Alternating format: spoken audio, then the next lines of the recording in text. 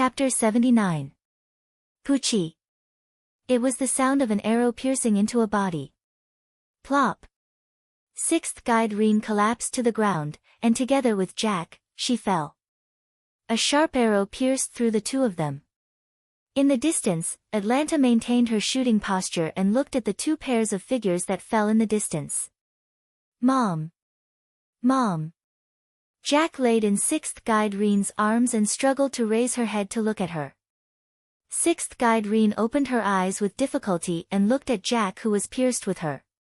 She raised her hand and stroked Jack's face. Jack. It's okay. I'll use the last command incantation. Jack, even without me, you'll be fine. A red light flashed, and the last command incantation in sixth guide Reen's hand disappeared. Then, sixth guide Reen lowered her hand and closed her eyes. Mom. Mom, whoosh. Puchi. Another arrow shot into Jack's body. Jack could no longer hold on and fell down. Atlanta walked out of the thick fog, looked at the mother and daughter, and shook her head. Such a young child, and yet she became a heroic spirit. She sighed as she spoke. However, at this moment, Jack's corpse moved. Jack stood up as if nothing had happened, and stood up together with the arrow that pierced her and sixth guide Reen. Atlanta quickly jumped back and aimed at her with her bow. Jack turned her body and stood in front of Atlanta. Her head suddenly turned 90 degrees, looked at Atlanta, and said, Why? Why? Puchi. Then, Jack's body suddenly burst open, and a huge cloud of smoke instantly spread out with Jack as the center. The smoke enveloped Atlanta and Wuming, who had already rushed over, and even Jean d'Arc, who was holding a child in the distance, was also involved. A large amount of magic smoke filled Wuming. Wuming closed his eyes and used his mind's eye and his magic detection to explore the surrounding environment. This is an inherent enchantment? Wuming said in surprise. When the smoke dissipated, the scene in front of Wuming had completely changed. Wuming was now at the intersection of an alley. Wuming frowned and looked around. Decay and dilapidation filled this era. The smog produced by industrial production completely covered this city. Everything in front of him, the walls, the ground, and the houses were all grayish-black, an uncomfortable color. Looking at the newspaper that was blown by the wind, Wuming reached out and grabbed it. What entered his eyes was a large amount of English. I see. If I'm not mistaken, this should be England in 1888. Wuming tossed the newspaper aside and began to walk out of the alley. Just as he was about to reach the main street, he heard a cry for help. Let go of me. Help. Wuming looked in the direction of the cry for help. It was a burly man with a beer bottle who was bullying a teenage girl. The girl's face was covered with a thick layer of foundation. Her face was made up like a young married woman, and her lips were painted with bright red lipstick. Her face and body did not match at all. For such a young child to come out with such thick makeup, Wuming could already tell what this young girl did for a living. Stop! Wuming shouted. Even if he knew that all of this was Jack the Ripper's imagination, an illusion created by the inherent enchantment, Wuming could not help but stop this scene. When the man noticed that there was someone else, he hurriedly ran away. When the girl saw Wuming, she also ran away in a panic. However, the place she escaped to was the main street. The moment the girl left the street, a carriage rushed towards her. In her desperate eyes, the carriage was getting closer and closer to her. Wuming reached out his hand and pulled the young girl back before she could react. The girl looked at Wuming and did not say anything, nor did she have any intention of thanking him. Once, she turned around and prepared to run away. Is this the environment you live in, Jack? Hearing this sentence, the girl paused for a moment, then turned her head to look at Wuming. That's right. This is the miserable world in which we abandoned babies by those prostitutes live. Looking at Wuming, who still wanted to say something, she did not intend to listen. Instead, she turned around and left. The girl looked at Wuming's departure and froze in place. Then, she also left Wuming's perception range, not knowing where she went. Because of the Industrial Revolution, England became unprecedentedly powerful, and after becoming powerful, it brought about decadent prosperity. Although not everyone was decadent, from the current living situation in the inherent enchantment, these children must not be living well. The reason why Wyrm decided not to kill Jack, and even ignored one of the Jacks he met just now, was because Wyrm felt that they should not bear this kind of pain and this kind of curse. As for whether he could save Jack, Wyrm already had some ideas in his mind. After all, he was also called a hero. The most important thing is to find Jehan first. With her personality, she will definitely release Jack. At this time, Jehan met Jack. No, it should be said that Jack found Jehan himself. Jehan walked on the smoke-filled street, looked around at the streets that were completely different from Tulipa's, and said, "This is London." Looking at the illusory black undead passers-by on the road, Jehan frowned. This is the Black Assassin's dream, her nightmare. At this moment, Jack, whose body had become abnormally small, quietly appeared behind Jehan, and then bursts of smoke began to surround Jehan. And Jehan seemed to have sensed it, and her body emitted light, dispelling the surrounding smoke. And Jack, on the other hand, fled in a hurry. Jehan turned around and looked in the direction Jack escaped. There. After saying that, she followed. On the other side, Wyrm was looking for Jack's body with his intuition and accidentally found a pair of acquaintances. Sieg. Astolfo. How did you get here? Wyrm looked at Sieg, who was being comforted by Astolfo, and said. Ah. It's Cedric, that's great. Just now we learned that Jack's master used a command spell, and we searched according to the magic source that Sharon accidentally found. Just when we landed, a cloud of smoke suddenly surrounded me and Master, and just now, something like an illusion appeared. Master couldn't accept it for a while, so I was comforting him. Astolfo explained. Cedric. Mr. Sieg raised his lowered head and looked at Wyrm with unusually tired eyes. Is that real? Ryder told me that it's not real. But. Wyrm looked at Sieg and said, since you saw it, you must accept it, Sieg. After hearing this sentence, Sieg's eyes instantly widened. In other words, it's all real. Sieg said with an, I knew it, expression. But the people or things you've been in contact with these days are not fake. I can only say that humans are such an animal. Looking at Sieg, who was still in a daze, Wyrm looked at Astolfo. Astolfo, I'll leave Sieg to you, you stay here and protect him, don't let him run around again. Oh. Oh. I got it. After saying that, Wyrm turned and left. He still had to find Jack. Chapter 80. Joan of Arc chased Jack until a dead end, where Jack could no longer escape. Joan of Arc looked at Jack, who stopped moving forward, and said, What, you're not going to run anymore? The young Jack looked at Joan of Arc, who exuded a holy aura, and said in fear, You.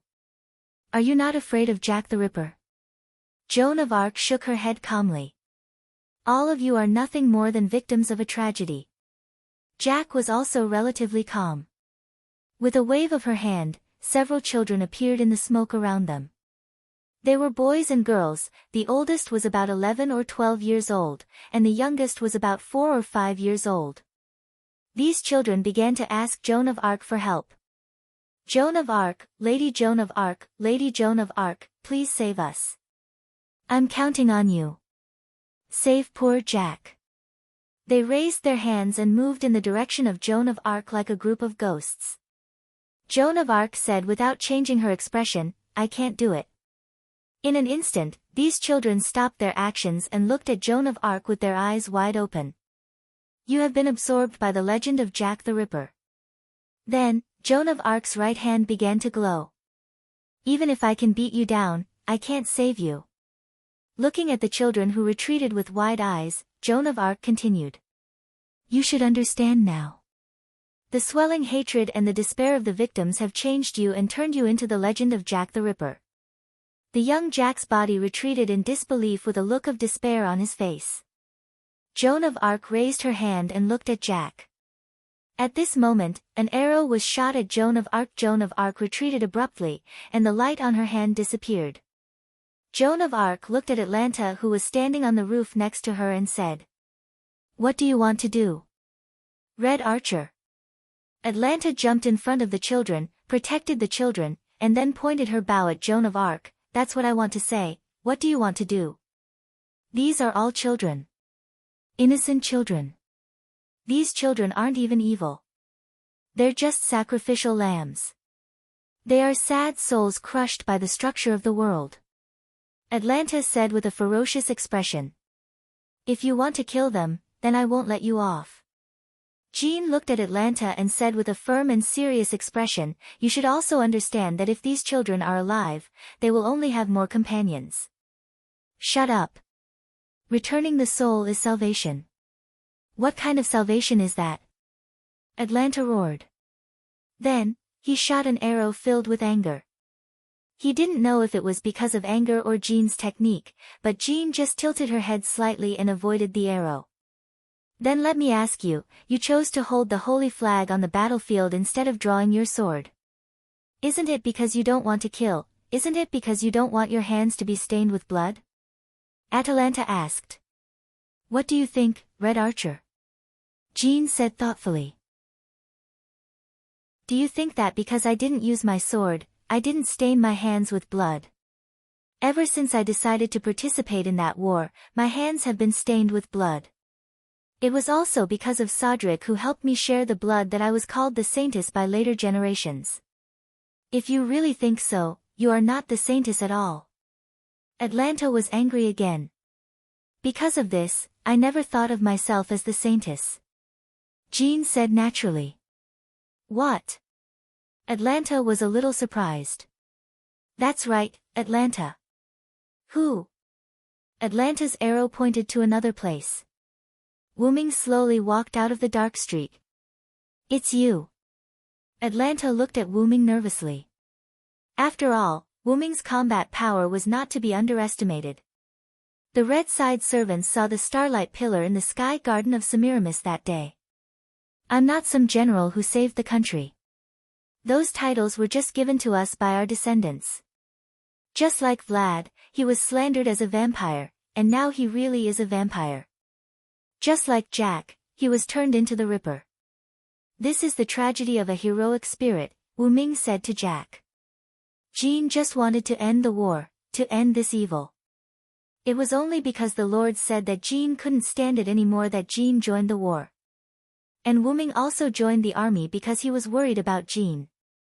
Jean was more and more like a saintess by the Lord's revelation, but Wu Ming was different. Except for saving the country, Wu Ming had been doing things his own way. Sodric had the adventurer skill, which showed how unstable Wu Ming was. Then Jean spoke again. "This is the world of their memories, just a fantasy born of residual thoughts. Do you want those children to suffer in this ambiguous world forever, Archer? So, please get out of the way." Jean's eyes were full of light, and Atlanta flinched. She put down the bow in her hand. "But I refuse," Atlanta said as if she was holding back. "If I refuse them, if I refuse these children, then who can love them again? Your God." Atlanta looked at Jean fiercely. "I will never let you kill them, ruler." However, at that moment, one of Jack's avatars, the blonde girl that Wu Ming saw before, slowly walked toward Jean. "Is there no other way? Do you really want to kill us?" Jean lowered her head, and the bangs in front of her covered her eyes, making people unable to see Jean's eyes. But in Wu Ming's view, Jean must be very uncomfortable. "Enough, Jean." Wu Ming walked behind Jean and said, "You've done enough. Leave the rest to me." Jean looked at Wu Ming in confusion. It seems that Wu Ming doesn't mean to kill Jack for her. Then what is it? Does Wu Ming really have a way to save these children who have become Jack the Ripper? After that, Wu Ming walked in front of Jean and turned into the blonde girl looking at Wu Ming. "You are the resentful spirits absorbed by the legend of Jack the Ripper. Strictly speaking, you are also Jack the Ripper. In other words, you have your own Valhalla. Then, Wyrm stretched out one of his hands, which exuded a star-like light. The other children began to merge with the blonde girl. After the girl in front of him merged with other children, she changed back to Black Assassin, the white-haired Jack. Wyrm touched Jack's hair with his hand, closed his eyes slightly, and smiled. I will let you get rid of the legend of Jack the Ripper, please believe me. After Jack froze for a moment, he looked at the gentle big brother in front of him and nodded heavily. Okay. Chapter 81. After seeing Jack nodded with a smile, Wyrm began the ritual. He closed his eyes, and the glowing hand that touched Jack's hair shone brightly, instantly drowning the surroundings, making Jean and Atlanta unable to open their eyes. At that moment, Wyrm and Jack were in a sealed space. Wyrm looked at Jack, who had her eyes closed, and then looked around. In addition to Wyrm and Jack, there was a lot of black smoke in that space. The black smoke exuded an unusual aura. Is this Jack the Ripper's curse? Wyrm looked at the black smoke and frowned. Jack, who had her eyes closed, opened her eyes, and saw Wyrm and Jack the Ripper's curse that had been entangling them. Jack looked a little panicked at the moment. Although those curses had been with them for almost 200 years, they were still afraid when they saw those curses at the moment. Wyrm stepped forward and hugged Jack, saying softly, "It's okay, Jack, I'm here." Jack didn't know why, but after hearing Wyrm and the others' words, she calmed down and felt that those curses were not so terrible. Because of resentment, you became a collection of resentment, but because you were absorbed by Jack the Ripper's curse, you had to become Jack the Ripper, unable to reincarnate, and have been cursed. Jack looked at Wyrm in confusion, not knowing what Wyrm meant. Wyrm touched Jack and the other's little head and continued. So if someone takes your place to bear Jack the Ripper's curse, doesn't that mean you're liberated? Jack stared at Wyrm in disbelief. They already understood what Wyrm meant. But, in that case, big brother, I will become Jack the Ripper, right? Wyrm smiled. Don't worry, I'm the demonic dragon, I won't even blink an eye for a curse of more than 200 years. Wyrm's plan was to absorb Jack's curse into his body by communicating with Jack's soul. In that way, they would just be resentful spirits. Finally, with Joan of Arc's prayer, he could purify the resentful spirits and let them enter heaven or reincarnate. Then, I'll start, little Jack. Wyrm closed his eyes, and his body emitted a faint light. The surrounding black smoke began to struggle to be absorbed by Wyrm's body. Wyrm vaguely seemed to hear someone struggling. That's Jack the Ripper. Wyrm thought. Soon, at a speed visible to the naked eye, the black fog was completely absorbed by Wyrm. Now, the entire space was no longer shrouded by the black fog, and it was no longer so eerie and terrifying. However, because of the resentful spirits, there was a trace of coldness here. Okay, now you're no longer Jack. Wyrm took a deep breath and said to the souls in front of him. Are we really, really saved? She shed tears and looked at Wyrm in disbelief. Ah! I promise. She hugged Wyrm excitedly and cried. Thank you, thank you, thank you, they just kept thanking him, and this was the only way to express their feelings.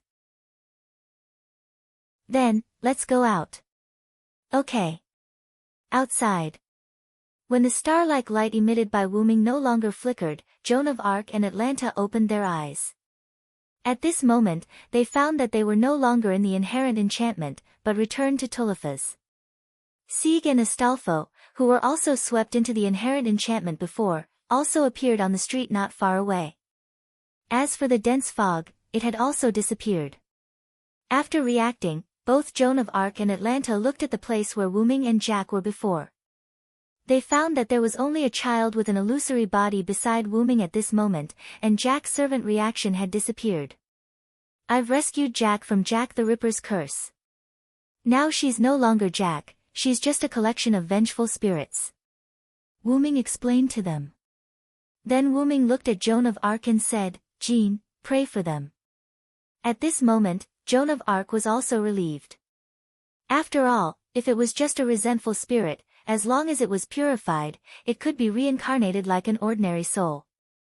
Wu Ming looked at Atlanta, who was at a loss, and then looked at the liberated Jack and said, "What do you want to do?"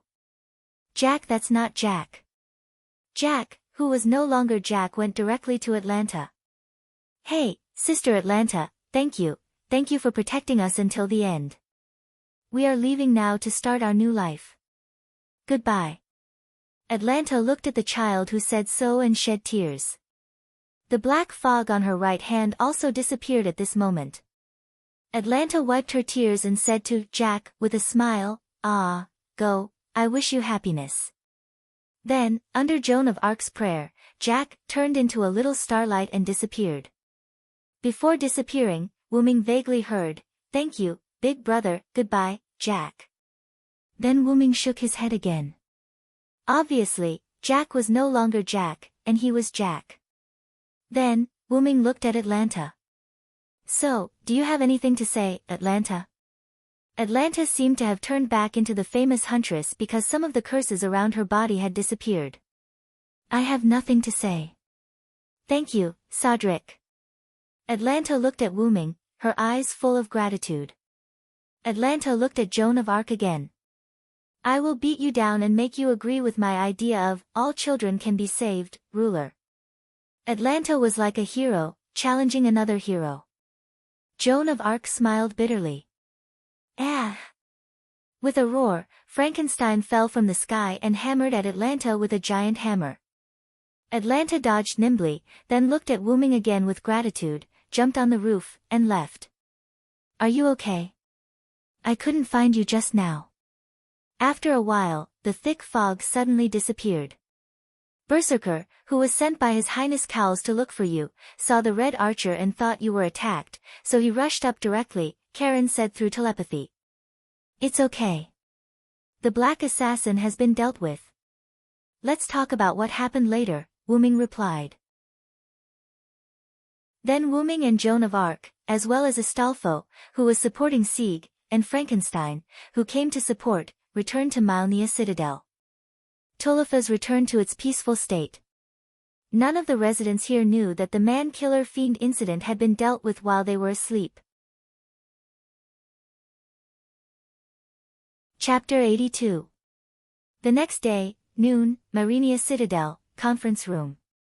Because they dealt with Jack the Ripper at night, it was almost midnight by the time everything was settled. Therefore, they decided to schedule the meeting at noon. Fiore sat at the head of the table and looked at the people sitting on both sides. Wu Ming, Jean, Sieg, Astolfo, Collins, Sharon, Gold, Lion Jiali, and Mordred. Because they were going to discuss the final strategy for the Sky Garden, Lion Jiali and Mordred arrived very early. Because Frankenstein was still a berserker, he didn't participate in this meeting. Black Assassin, Jack the Ripper's matter is finally settled. I would like to thank Miss Jean and Mr. Sodlek. Because she couldn't move, Fiore only slightly lowered her head to express her gratitude. This is also my responsibility as the ruler, Jean shook her head and said, indicating that Fiore didn't need to thank her anymore. As the offender, I only listened to the words of the ruler. No need to thank me, Wu Ming smiled. Speaking of which, are you ready to attack the Sky Garden? Jean asked. Yes, we have prepared many planes. When the time comes, we can directly fly to the Sky Garden. Just then, Astolfo stood up and raised his hand. I said, I know how to fly a plane. Let me fly it. Seeing Astolfo's excited face, Wu Ming smiled helplessly. We need more than one plane. It is really inconvenient for you to fly it. The planes are all for magic puppets to fly, Collins interrupted. Astolfo sat down with a depressed face. Although we have prepared many planes, we still lack a trump card. After all, the Sky Garden has automatic magic cannons comparable to the EX level. Therefore, for the current situation, we are still at a disadvantage. Just then, Wu Ming raised his hand. I have a way to directly enter the Sky Garden, but I need to know what the inside of the Sky Garden looks like. Wu Ming's method was portal scroll. Currently, Wu Ming was a saber, so he couldn't use portal scroll. However, if it was a scroll, after knowing the location, he could open the portal in 3 or 4 days. Then, Wyrm opened Dragonist and took out a golden scroll. Putting it in the center of the table, Wyrm began to explain. This is a high-level magic scroll called Portal. It can connect any 2 known locations to teleport magic, provided that you have the images of the 2 locations in your mind. Then Wyrm looked at Sharon and said, Sharon, if you have been to the Sky Garden and are the teacher of the great heroes of Greek mythology, you should be able to use this scroll, right? Everyone looked at Sharon. Sharon picked up the scroll and carefully observed it for a while, then said, this is a kind of magic scroll similar to Norse mythology. I think I should be able to use it, but I still have to prepare in advance. After all, this is a magic scroll comparable to magic. What? Everyone was shocked, especially Fiore, Cowles, and Golder, who were humans. You said this is a magic scroll comparable to magic. Gold swallowed. After all, magic in this world was different from magic. Magic was the general term for the act of artificially recreating mysteries and miracles. Even if it was an incredible and mysterious phenomenon, as long as it was caused by nature, it was not magic. In short, it was man-made and natural factors. And magicians had an iron rule, they couldn't show mysteries to the world. When a magician performed magic, if ordinary people saw it, they must forget it, or let them think that it was done with technology. Anyway, they could either kill the ordinary person or make them lose their memory. They must not let ordinary people know the existence of magic. As for why, it was because of mystery. A long time ago, when civilization was not civilized, basically all magic was called magic. And people who used magic were called magicians. Now, as more and more people knew about magic, magic was slowly reduced to magic. Hiding was the essence of magic. The more people knew and used it, the power of magic would be scattered and weakened. Because magic was the use of power that had been determined in the root, the more people knew, the weaker its power would be. Just like 10 portions of power being used by one person was the same as being used by 10 people. The fewer people knew, the fewer people would use it. That was why magicians tried to avoid magic from being discovered by ordinary people. And there was a clear difference between magic and magic. Magic could be achieved by modern technology, but magic could not be achieved by modern technology. No matter how long it took, no matter how much money it took, as long as it was achieved by modern means, it was magic. For example, fireball could be achieved by modern technology, and fireball was magic. For example, time travel could not be achieved by modern technology, and time travel was magic. Of course, the magic Silent learned in Nazarek's underground tomb and the magic of the moon world were 2 different things. They were not the same thing. Yes, I got this scroll when I became a dragon and traveled to other worlds, so judging by the level, it's almost comparable to an A-level noble phantasm. Because of my current rank, I can't use it normally. After all, teleportation gate was already a very advanced teleportation skill in Yggdrasil. It ignored the distance. As long as the scene in a certain place, it could connect 2 teleportation gates. There was no limit to the number of teleportation gates, and there was no time limit to the activation of the teleportation gate. It could only be used after reaching a certain level. Then, that's all for the meeting. We just need to wait for Archer to prepare the activation scroll. Fiol said and sighed with relief. That's it. Let's prepare for the battle in a few days. Wyrm stood up and said. In the corridor, Wyrm and Joan of Arc walked side by side. No one spoke. They all wanted to quietly enjoy this temporary encounter. After all, Wyrm aside, Joan of Arc will return to her Hall of Valhalla after the Holy Grail War. Hey, Cedric. You must win the battle in a few days. Yeah. It was just a few short sentences, but the feelings contained within them were boundless. While the 2 were enjoying this brief moment, Mordred caught up from behind. Hey! Villo, let's go eat. Ha! Wuming made a strange sound. Why do you suddenly want to eat with me? Wuming looked at Mordred and asked in confusion. It's not because Master said he wanted to go back to the tomb to prepare. I don't want to go back, and I haven't had a big meal in this city yet. Let's go. After saying that, Mordred used her slender arms to wrap around Wuming's neck, wanting to take large strides forward. Wuming looked back at Joan of Arc helplessly and apologized with his eyes.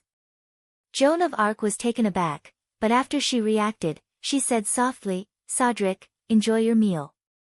Then, Joan of Arc turned around and left. Chapter 83. Mordred dragged Wuming to a restaurant that Mordred said was delicious. Then, under the usual gaze of the restaurant owner, he served Mordred a dozen dishes. Wuming, on the other hand, ordered a few dishes symbolically, and then looked at Mordred, who began to gorge herself, and could not help but mutter softly. Could it be that the Pendragon family are all big eaters? King Yusef is the same. He usually eats a lot, but Leah eats even more. Now Mordred is eating so much. I'm starting to wonder if the Pendragon family has two stomachs. Mordred, who was happily eating, glanced at Wuming, tilted her head and said, Did you say anything? No, why would I? Hurry up and eat. It won't taste good when it's cold. With that, Wuming also picked up the cutlery and began a war of tongues. By the way, this tastes good. Wuming's mouth moved as he said. Right, right? The food in this restaurant is superb. Ah. With that, Mordred took another bite. Yes, yes. Wuming looked at Mordred somewhat dotingly. Logically speaking, Mordred is also my daughter, because Morgan Le Fay wanted to create an invincible weapon to help her seize the throne of King Arthur. Morgan Le Fay also collected Wuming's bloodline and mixed her bloodline with Artoria's and Wuming's bloodline to finally create Mordred. Because Wuming's root dragon bloodline was too powerful, the Wuming bloodline in Mordred's body was very thin. Although the root dragon bloodline in Mordred's body was thin, she was still Wuming's daughter. As mentioned before, Mordred was not liked by the others in the Knights of the Round Table. Only Wuming approached Mordred with the intention of avoiding the tragedy of King Arthur's son destroying Arthur's dynasty. After all, Wuming knew the legend of King Arthur. But as the days passed, Wuming found that Mordred's personality was too simple, like a child who had just been born for a few years. Moreover, Mordred had a great admiration for King Arthur. In addition, Wuming's previous encounters with Skaha, Maeve, and Cuchulainn did not match the characters he knew. Wuming's understanding of Skaha was that he was a cold and indifferent godslayer who could not abandon talented people. But Wuming's master was like a big sister next door. Of course, that was her state outside of training and battle. As for Maeve, legend had it that she was a wanton young woman, an arrogant and intelligent woman. But Wuming's Maeve was somewhat arrogant, but her character was not wanton. Then there was Cuchulainn. Legend had it that Cuchulainn was a warrior with a fiery temper and was extremely cruel. He often violated the agreement and killed several people in sneak attacks. Wuming's Cuchulainn was a pure warrior and was not cruel. As for violating the agreement and killing people by sneak attacks, Wuming felt that it was even more ridiculous. Wuming's Cuchulainn was not that kind of person. This led Wuming to seriously suspect that the legends of this world were seriously inconsistent with the legends he knew, so Wuming no longer used the characters he knew. Wuming began to treat them as unknown people. In the subsequent contact with Mordred, Mordred seemed to have discovered that she had a connection with them, so she often avoided Wuming. This led to the relationship between the two of them being good and bad. When they were bad, they would speak ill of each other and fight with each other. When they were good, they would play together and eat together. Although Mordred also wore a helmet when eating, which was worth complaining about. Wuming shook his head and looked back at Mordred, who was happily eating, and smiled. What's wrong? Why are you suddenly smiling? Mordred looked at Wuming, who was smiling. Wuming picked up a fork and took a bite of the beef. Enjoying the juicy beef, he replied absent-mindedly, Nothing, I just thought of something happy. That's strange. Mordred did not look at Wyrm and resumed her hunt for food. At this time, the door of the shop was opened and a pair of figures walked in. Mr. Sodrick and Red Saber. Wyrm and Mordred looked at the door and saw Sieg Astolfo standing there looking at them. Mordred said unhappily, "What's the meaning of, and Red Saber? I feel like I'm hooked up with him. Damn it." Despite Mordred's words, she did not get angry and continued eating.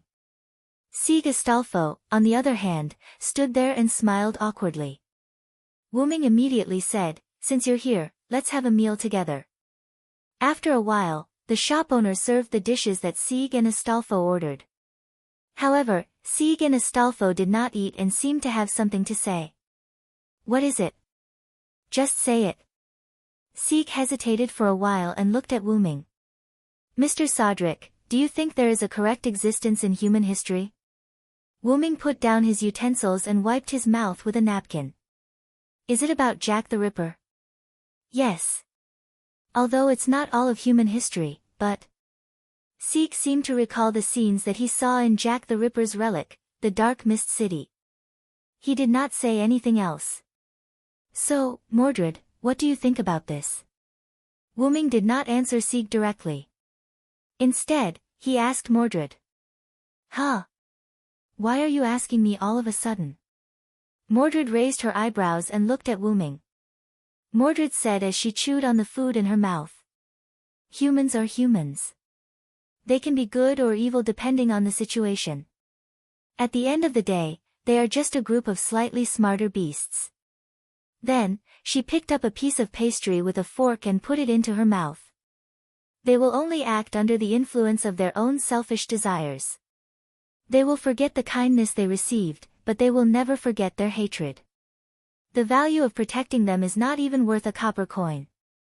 Mordred did not care about Sieg's eyes that were getting more and more confused. "That's not it. Humans are more interesting this way. That's why I..." Astolfo refuted. However, Mordred did not care and interrupted him. "What about you? What do you think?" Sieg thought for a moment and said. I think I like humans, at least before I knew about assassin. What about now? I don't know.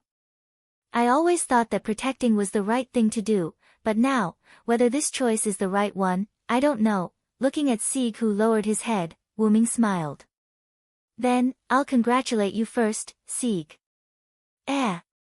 Sieg and Astolfo looked at Wyrm in confusion. "Because you have the right idea, Sieg."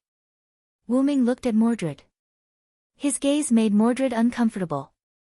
Then, he looked at Sieg. "Let's not talk about whether what you are protecting is the right thing to do. At least you have the right approach. Regardless of the outcome, at least your starting point is good." Wyrm took a sip of water and continued. "For an android like you who has just been born, this is already a very good thing." Then Wyrm looked at Mordred, who had finished his meal, and signaled with his eyes.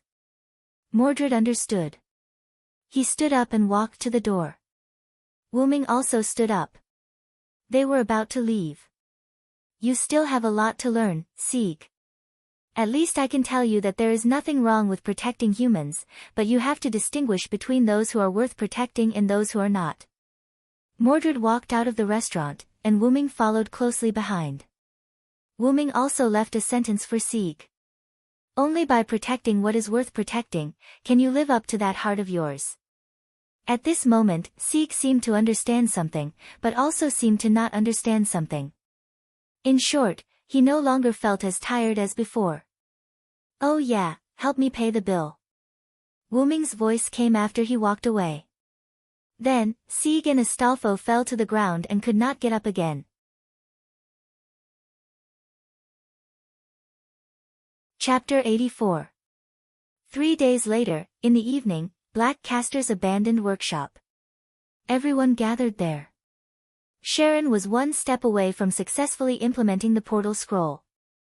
As long as he injected magical power into it, he could open the portal. Because the portal scroll could instantly open a portal somewhere, Semiramis, who controlled the Sky Garden, would not notice anything unusual in advance. In those 3 days, the androids' bodies were abnormal, and Golder took the initiative to treat the androids. Seek solved the heart demon and helped to treat the androids with Astolfo. Fiore transferred the magic seal to her brother Collins, during which Sharon needed to perform the ritual. Wyrm had to temporarily replace Karen's control of the portal scroll. After that, Wyrm accompanied Jean on a date and enjoyed the last time. During that time, they met Collins, who had been chatting with Frankenstein in the flowers. In short, everyone was very busy these days. Now, everyone began to attack the Sky Garden. "Let's start, Archer," Fiore said. "Yes." After that, Sharon injected a trace of magical power into the scroll, and a black and red hole appeared. "Let's go, everyone, we must stop Shiro Amakusa," Jean said, wearing a blue armor, holding the holy flag in her hand. "Yes." Everyone responded in unison. Jean, Wyrm, Sharon, Astolfo, Frankenstein, Sieg, and Collins walked into the portal, and then the portal was closed. That was to prevent the enemy from attacking Fiore through the portal. Because Fiore's legs were inconvenient, and she had removed the magic seal, she was weak, so she was not allowed to fight in the final battle. There was also Golder, because his servant, Siegfried, had disappeared, so even if he went, he would not be able to do anything, so he stayed. Fiore looked at the disappearing portal, clenched her fists, and prayed. The Sky Garden. A black and red oval-shaped hole about the height of a person suddenly appeared in the deepest part of the abyss where Sharon had once been. Semiramis, who was sitting high on the throne, instantly sensed that someone used space magic to invade the Sky Garden. "The Master is still inside the Great Holy Grail, so let us, the servants, hold him back for a while." With that, a few figures appeared under Semiramis's throne. Red Lancer Karna, Red Archer Atlanta, Red Rider Achilles, Red Caster Shakespeare, including the Red Assassin Semiramis who was sitting on the throne. All of the Red Team's servants were present. Of course, there was also the traitorous Red Saber Mordred and another Red Saber, Sodlek. Although Red Berserker Spartacus is dead, and Red Saber Mordred has betrayed us, and we are short of 2 servants, the enemy is in a worse state than us. "I hope you won't disappoint me, heroes," Semiramis whispered in a strange tone. "No, no, no, I won't go to the battlefield, Empress of Assyria," Red Caster Shakespeare said exaggeratedly. TSK. "Then go and protect the Great Holy Grail, Caster." Semiramis seemed to have no way to deal with Caster, who was like a psychopath, and directly ordered him to defend the rear. "So, let's begin, the final battle of the Holy Grail War." On the other side, after Wyrm and others came out of the portal, they immediately closed the portal. After that, except for Joan of Arc, everyone else was teleported away by the space magic of the Sky Garden. Joan of Arc looked around vigilantly, and then she had no choice but to move on. After all, time waits for no one, and she didn't have to worry about the comfort of others, they were all heroes. Somewhere in the Sky Garden, Achilles, who had green hair and a crossbow, was waiting quietly with his eyes closed. Suddenly, a brown-haired young man with a ponytail appeared. Sharon looked at Achilles, then looked around and said, "So, it's space magic." "Yes, and it's the best place for you and me to fight." Achilles opened his eyes and said. The relatively empty space was suitable for Sharon, who was the archer, and Achilles, who was the rider, to fight. On the other side of the Sky Garden, Collins, Frankenstein, Sieg, and Astolfo looked at the strange ancient Babylonian street in confusion. All of a sudden, an arrow flew towards them. Boom! Ah! Frankenstein knocked away the arrow with his hammer and roared. "Red Archer!" Collins panicked. "Rider!" Sieg shouted. "Roger!" Hippogriff, the illusory horse of the world. Astolfo summoned the eagle and flew with Sieg and Cowls. Berserker is responsible for the main attack, Red Archer, Rider is responsible for the feint attack, is that okay? Collins, Sieg, and Astolfo discussed. "Well, no problem." Atlanta, who was in a hidden house, looked at Astolfo, who was in the air, and Frankenstein, who was rushing toward them, and she couldn't help but frown. Really, they said, one-on-one, need to contain the opponent's trump card, and each of them has to deal with one servant, but they actually want me to deal with 2 servants. Atlanta drew her bow again, but this time it was 2 arrows. Then, I will let you fall here. I present you with this calamity. Foibos catchy, petition of the arrow. Between the thrones of Semiramis, Mordred looked at the door and couldn't help but laugh. It seems that we have drawn the trump card, master. But Giali shook his head helplessly and said, if possible, I really don't want to draw the trump card. Although he said that, Giali took the lead and said, let's go, Saber, let them see the power of the Knights of the Round Table. Ah. No problem. Master. In a virtual space, Wuming appeared here. Looking at the dim space around him, Wuming frowned. It seems that the opponent has a powerful noble phantasm, otherwise, I won't be transferred here. Following a series of footsteps, a fair-skinned man wearing golden armor and golden earrings walked over. He was holding a divine spear that was as bright as the sun. So, my opponent is you, Karna said. No wonder there is this space. If it is in the Sky Garden, it is afraid that you will break it, Karna, Wuming said. Although I've appeared in this world as Sodric, I've basically inherited all of Vero's treasures. For the time being, I should be able to put up a fight. Wuming condensed his armor and took out his meteor silver. Then, Wuming looked at Karna. So, let's begin, hero of charity. And Joan of Arc, under the guidance of the revelation, came to the Great Holy Grail. Oh. Welcome, Joan of Arc. Joan of Arc looked at Castor in front of her, frowned and said, please get out of the way, Castor Shakespeare, you can't beat me. Oh, do you think so? Shakespeare showed a mysterious smile, although I can't beat you, but, let's begin. First folio, the time for the show to begin is here, there should be thunderous cheers. Chapter 85. Achilles and Charon stood facing each other. Achilles explained to Achilles the reason why he had helped Shiro Amakusa Shirjin. The third magic, Heaven's Feel. So that's how it is. With the power of the Great Holy Grail, it is indeed possible to materialize the soul and save the human race. Charon was not pretentious and evaluated the idea from a third person's point of view. That's right. As a warrior, don't you think this is a dream worth gambling on, Charon? Charon. Achilles asked. Why? Why did you choose such a superficial path, Achilles? Charon frowned and looked at Achilles in confusion. Charon was right. This was indeed a very superficial path. The history of the human race is the history of war. I have lost too many friends, too many people I loved deeply. If I can free people from their fate, this is what a hero should do. Achilles looked straight into Charon's eyes, his expression extremely serious. No. That's just arrogance. You don't want to fight against fate, you want to control it. Charon retorted. In response, Achilles was somewhat disdainful. Although that's the case, aren't you still obsessed with your lost immortal body? That's right. Even if I become a legend, as a star shining in the sky, it is still the same. Charon looked thoughtfully at the Sagittarius constellation in the sky.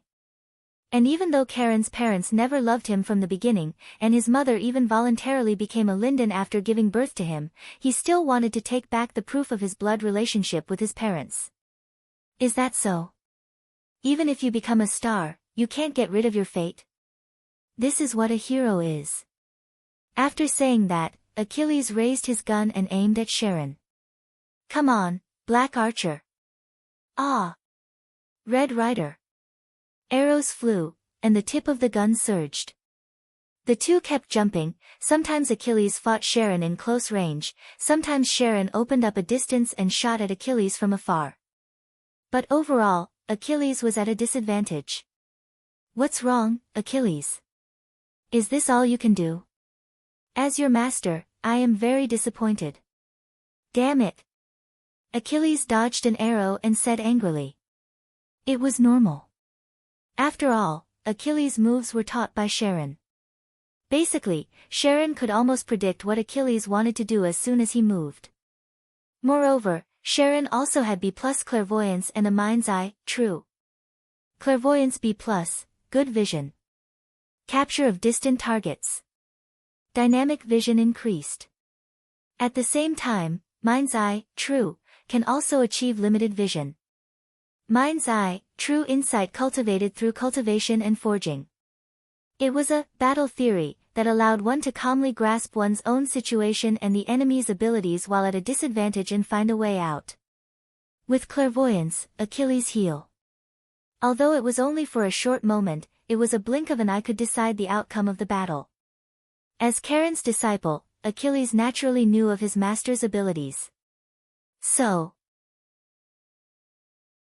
Diatrikon Aster Urlunk, star of the soaring sky.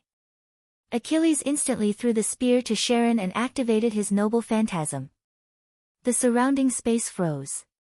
Charon looked at the changes around him and said faintly, "So that's your noble phantasm." "Yes, this is a one-on-one duel. Unless one side wins, it can't be unlocked. Whether it's time, space, or luck, everything is ineffective here, including immortality and noble phantasm.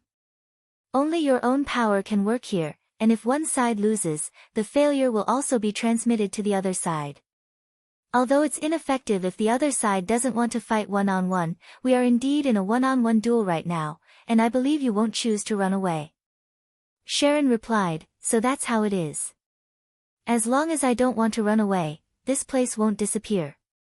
And if I stay here, my future vision won't work." Then Achilles made a pancreasin pose. "Although I didn't want to fight you one-on-one before, it's different now. We have a trump card." Charon then abandoned the bow in his hand. "Since the noble phantasm won't work, I'll use pancreasin too." Charon and Achilles bumped their fists. "I'm Achilles, the son of the hero Peleus. I'm Charon, the son of the great god Kronos." Then both of them said at the same time, "Let's fight. Let's fight." The two of them were on the verge of fighting. On the other side, there were colorful ripples in the sky, and arrows rained down from the sky. The places where the arrows hit were as if there was an explosion, and they kept exploding. Sieg, Astolfo, Frankenstein, and Cowles, who were in the arrow formation, could no longer be seen. However, Atalanta, who had released her noble phantasm, did not relax. In her senses, although the opponent's aura had weakened, it did not disappear. Then, streaks of green lightning shot out, destroying the countless arrows that were shot down. Astolfo rode on the eagle and carried Sieg. There were no traces of arrows on their bodies, and even their clothes were not wrinkled at all. Frankenstein, who had rushed forward, appeared next to Cowles. "Command incantation," Atalanta said thoughtfully as she looked at Frankenstein, who had disappeared. Frankenstein's body was full of arrows, and his body was broken. Cowles, who was under his protection, was not hurt at all. "Berserker." Cowles looked at Frankenstein, who was full of arrows, with an indescribable tone. After seeing the arrows, Cowles immediately used the command incantation to call back Frankenstein, who had rushed over. The Red Archer did not care about Berserker and deliberately set the range of his noble phantasm to his side. He was indeed a hero who left his name in history. "Ugh, hi!" Frankenstein roared angrily as if he was angry that the opponent had attacked his master, and he was angry that he was hurt. "Wait a minute, Berserker, let me treat your wound first," Cowles said to Frankenstein. At the same time, Cowles said to Astolfo and Sieg, who were flying in the air through spiritual communication, "Please ask Ryder to restrain Archer, or else we won't be able to rush over." "Understood." Astolfo roared and rushed up with Sieg. Atalanta, who was hiding in the shadows, looked at the eagle rushing over from the sky and immediately drew her bow. After drawing the heavenly bow to its fullest, the rank a powerful arrow was shot out. Atalanta's noble phantasm, heavenly bow, could be strengthened to A level after fully drawing the bow. Astolfo knew the power of that arrow, so he did not choose to take it head-on, but chose to dodge. However, when Astolfo dodged, several more arrows were shot at him. While moving, the eagle frantically dodged the arrows. However, there was an arrow hidden behind another arrow. The arrow behind caught up with the arrow in front of it, causing the two arrows to deviate at the same time and shoot towards the eagle that had just dodged. That showed how amazing the archer's archery was. Astolfo knew that he could not avoid the arrow, but he did not panic. When the arrow hit the eagle, along with Astolfo and Sieg on its back, disappeared like a phantom. They reappeared somewhere in front of him. What? Is this dimensional jump? At that moment, the eagle had almost rushed to Atlanta, and Astolfo was also happy. That's right, this is Hippogriff's special ability, dimensional jump. Although it's only for a short time, tonight is indeed a moonless night.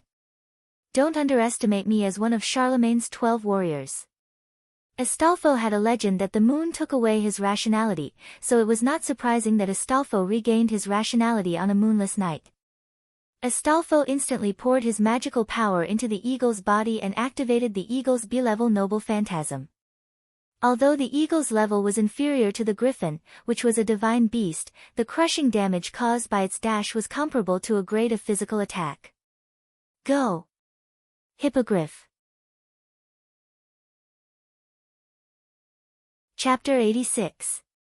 In the room where the Assyrian Empress Semiramis was located, Semiramis was waiting for the intruder outside the door while thinking about the other servants' battles. As for the battle between the servants on the other battlefields, they might not have the confidence to win, but the red side servants had a great advantage over the black side servants. Although Karna said that he would not care about the others if he saw the black saber was already dead, so there was no problem. Although Atlanta was weaker than Karna, her opponents were Rider Astolfo and Berserker Frankenstein. Even if she couldn't win, she could still restrain them. How dare a brat talk back to me? If it was the red saber, he could deal with her. It would be uncomfortable if he didn't see her desperate face.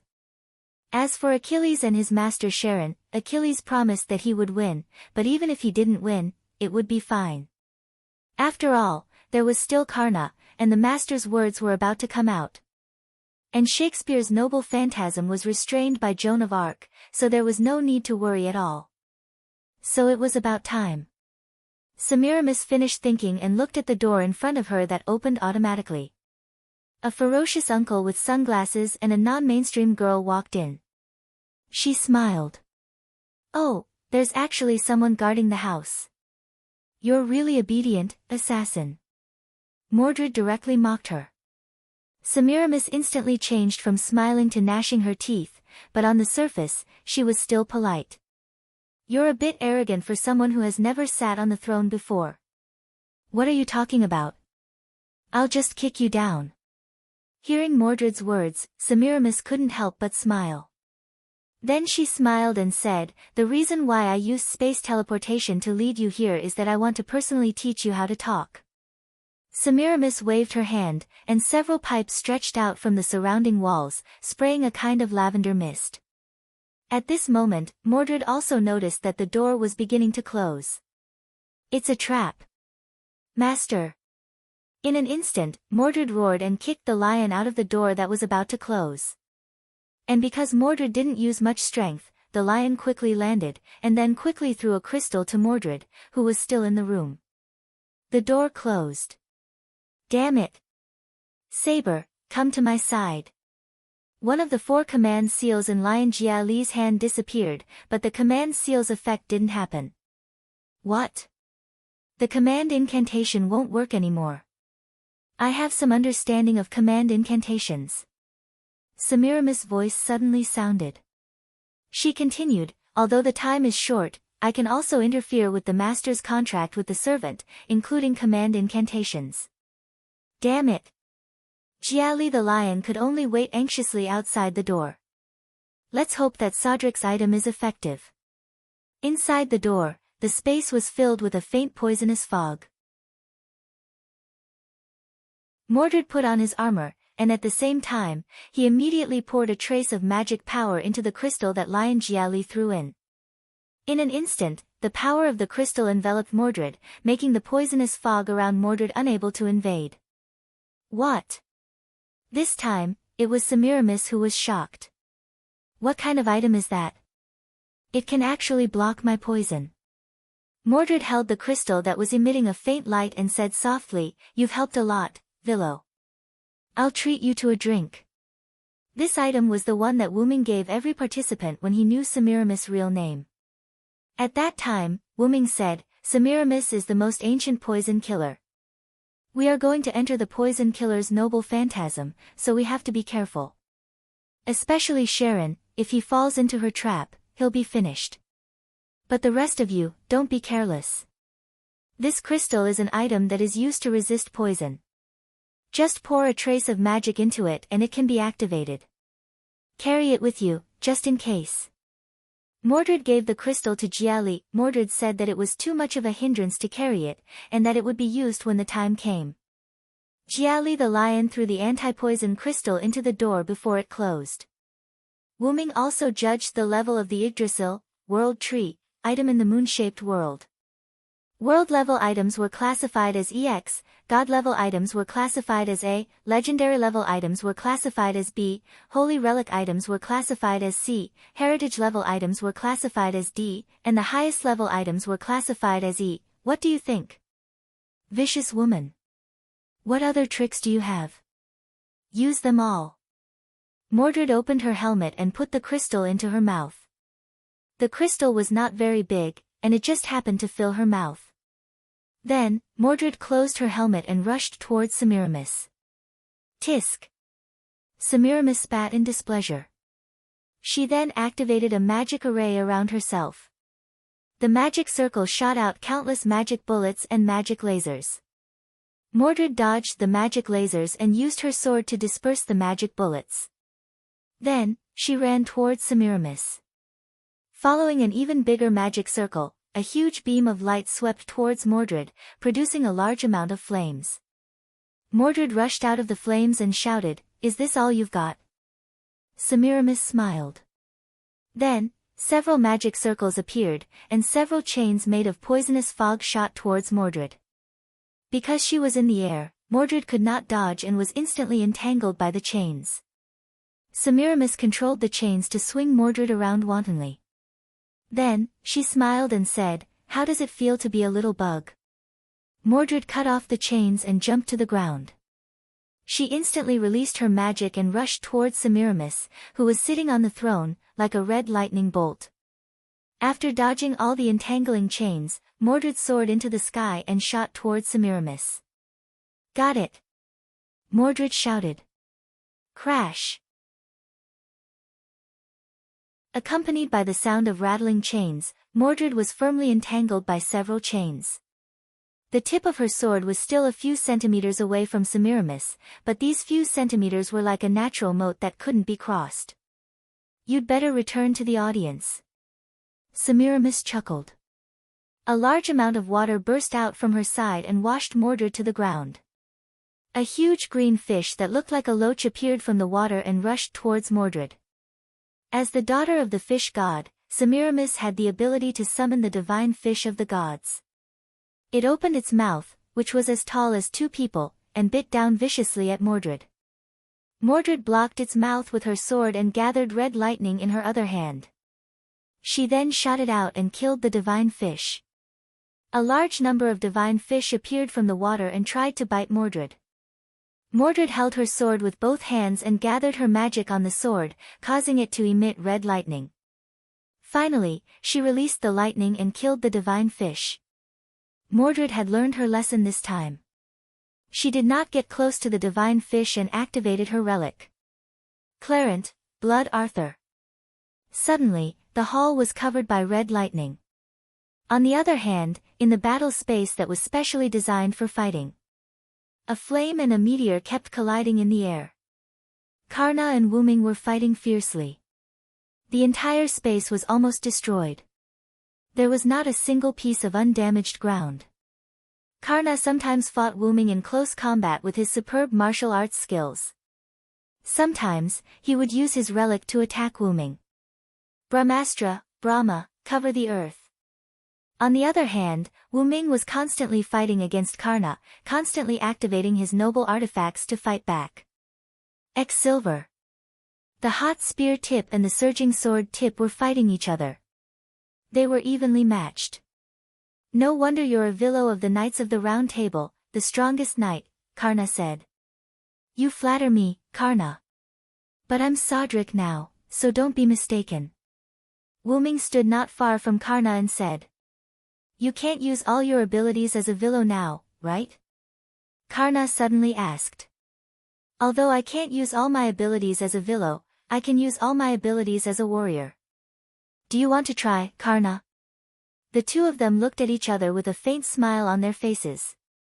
Then I shall show you my hidden noble artifact, Brahmastra Kundala. Come on, X Silver. A flame and a meteor collided.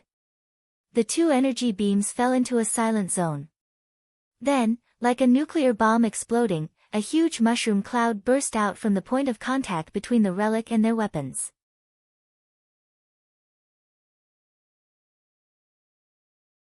Chapter 87. Wu Ming and Karna stood in the middle of the battlefield, where the ground could no longer be seen. The two looked at each other. Even Brahmastra Kundala couldn't take you down, Karna said calmly. I didn't hear the surprise in that sentence, Wu Ming said with a smile. Karna just shook his head and said, you can block my Brahmastra Kundala, which means you are indeed the legendary British Silver Dragon Villo. Then he said, it seems that Sodric, the General of Salvation of France, is not you. No, it's your other identity, Villo. Wu Ming obviously noticed that Karna had a special skill, and he already knew that he was both Sodric and a Villo.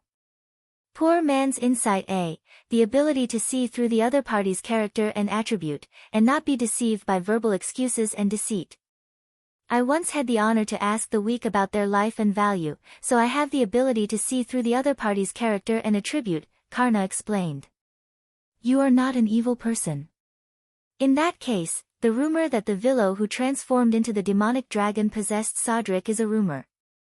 No, it should be said that the Villo and Sodric are the same person, so the rumor is also correct.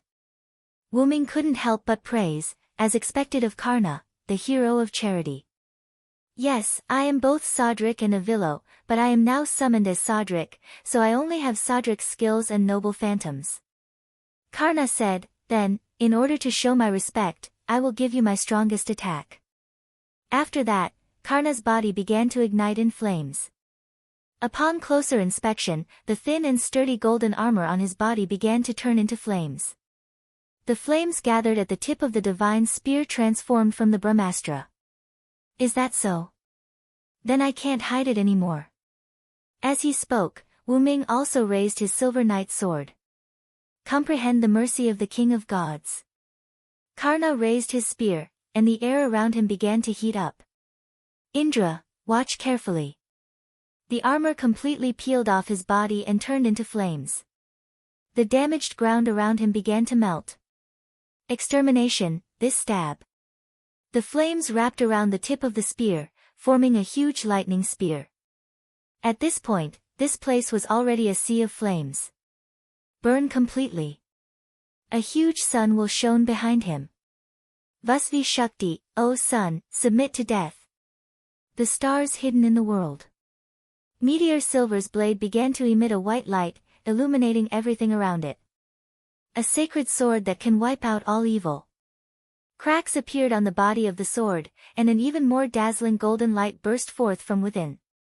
There's no need to cover your light anymore. The body of the sword was completely shattered, and a dazzling golden sword of light appeared.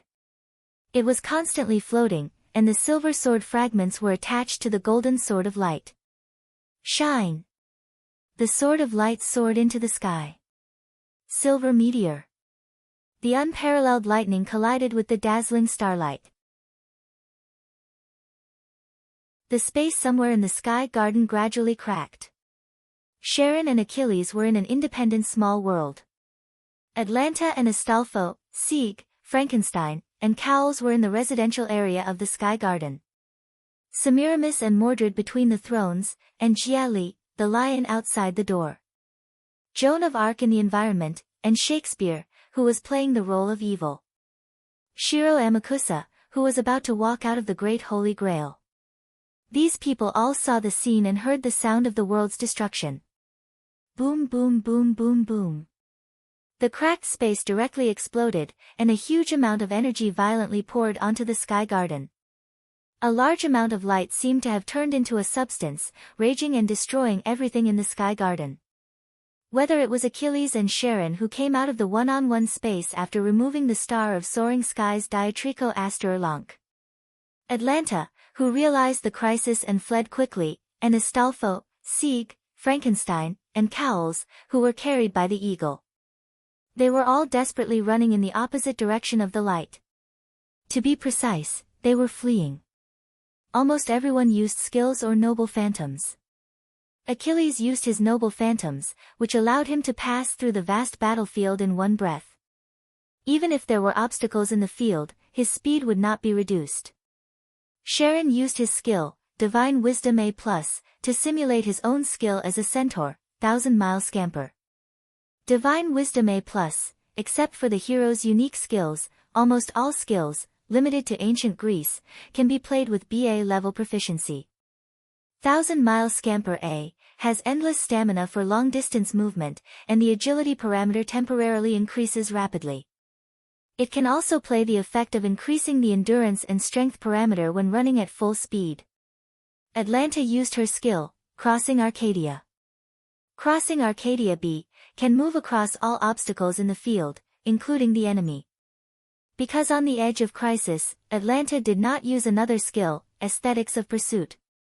Aesthetics of Pursuit C, let the enemy take the lead, and then you can take the lead after confirming the enemy's actions. Although the enemy ran first and she would overtake the enemy first, Atlanta did not dare to use this skill when the light behind her was spreading rapidly. If she did not run fast enough, it would be bad if the light caught up with her. Astolfo, on the other hand, let the eagle carry the four of them and used Hippogriff's trump card, Dimensional Jump. Dimension Jump. After releasing the true name, the eagle and its rider will switch into a blurry posture and disappear when the eagle screeches. It can escape all forms of observation in the world, and even reappear in other places. This ability could be called a bug-level ability, saving the lives of the four of them. No one knew how long it took, the light disappeared, and the original huge sky garden disappeared directly. The Great Holy Grail, which was originally in the center of the sky garden, was also exposed. Next to the Great Holy Grail was Joan of Arc and Shakespeare, who came out of the environment. The hall in the center of the throne was also exposed, revealing Semiramis, Mordred, who was covered in blood, and Gialli, whose body was pierced in many places. Everyone, whether they were servants or masters, looked at the huge sky fortress that was missing half with a trembling mind. Even Fiori and Gold in the distant Milnia fortress noticed the magical anomaly of the sky garden. Semiramis had a special skill of double summoning, and she also had a caster class. As the noble phantoms of Semiramis' magic workshop, Hanging Garden of Babylon, evolved from the beliefs of many mistaken believers, so it was named Vanity. Because of that, the conditions to activate this noble phantoms were quite harsh.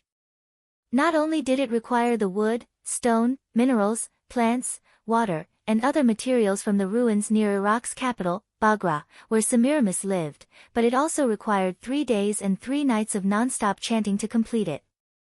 It was really 3 days and 3 nights, that is, 72 hours.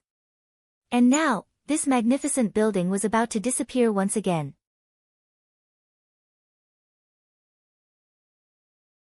Chapter 88. Before that, Joan of Arc, who arrived at the Great Holy Grail earlier than anyone else, encountered the biggest irony in history. Oh oh oh oh. Joan of Arc, welcome to my stage. Exclaimed Shakespeare, in a strange whisper, from Joan of Arc's environment. Joan of Arc looked at the changing scene around her and frowned. This is my hometown, Domremy. Joan of Arc looked at her clothes that had changed into a village girl's style and looked at the small village not far away. Jean. A gentle female voice came. Joan of Arc turned to look at the source of the voice. Mother. Joan of Arc was a little surprised. She didn't expect this environment to be so realistic. Why are you called a witch and burned to death? Why? Jean. Joan of Arc's mother cried and crawled on the ground, her hands holding Joan of Arc tightly. Come back to the village with me, Jean, don't worry about other people anymore. Joan of Arc's mother pleaded. But Joan of Arc didn't pay attention to her mother, not because Joan of Arc was unfilial, but because the environment in front of her was just created by Red Caster Shakespeare. Red Team's caster, are you satisfied with this? Jean said calmly. Then Shakespeare's voice sounded in the air. No, the drama has just begun. Let's begin the second act.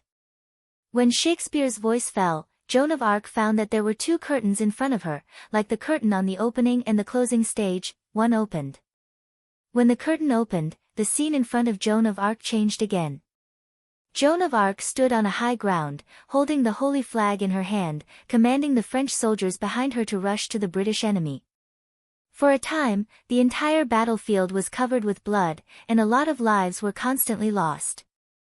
Some people begged for mercy, but they were still killed. In an instant, Joan of Arc was full of dead bodies. It's covered with blood, Your Highness Saintess. Shakespeare's voice sounded in the air. However, Joan of Arc didn't have much of a reaction to this. It's useless to show me anything. Joan of Arc then raised her hand and looked at it. Since the hands of those who follow me are dirty, then my hands are dirty, and I have never felt fear of this. Suddenly, as if a corpse had come back to life, a gorgeously dressed corpse suddenly sat up, but that face was Shakespeare's. He looked at Joan of Arc and asked, "Then, let me ask you as the representative of Charles VII." Then a corpse beside Joan of Arc suddenly raised its head. Needless to say, it was another Shakespeare's face. You stepped forward bravely and went to the battlefield. Dirty my hands with blood and win back France. Then the corpses around her raised their heads and asked Joan of Arc, however, you were burned at the stake in the end. How sad is this? In my opinion, this is betrayal. Tragedy.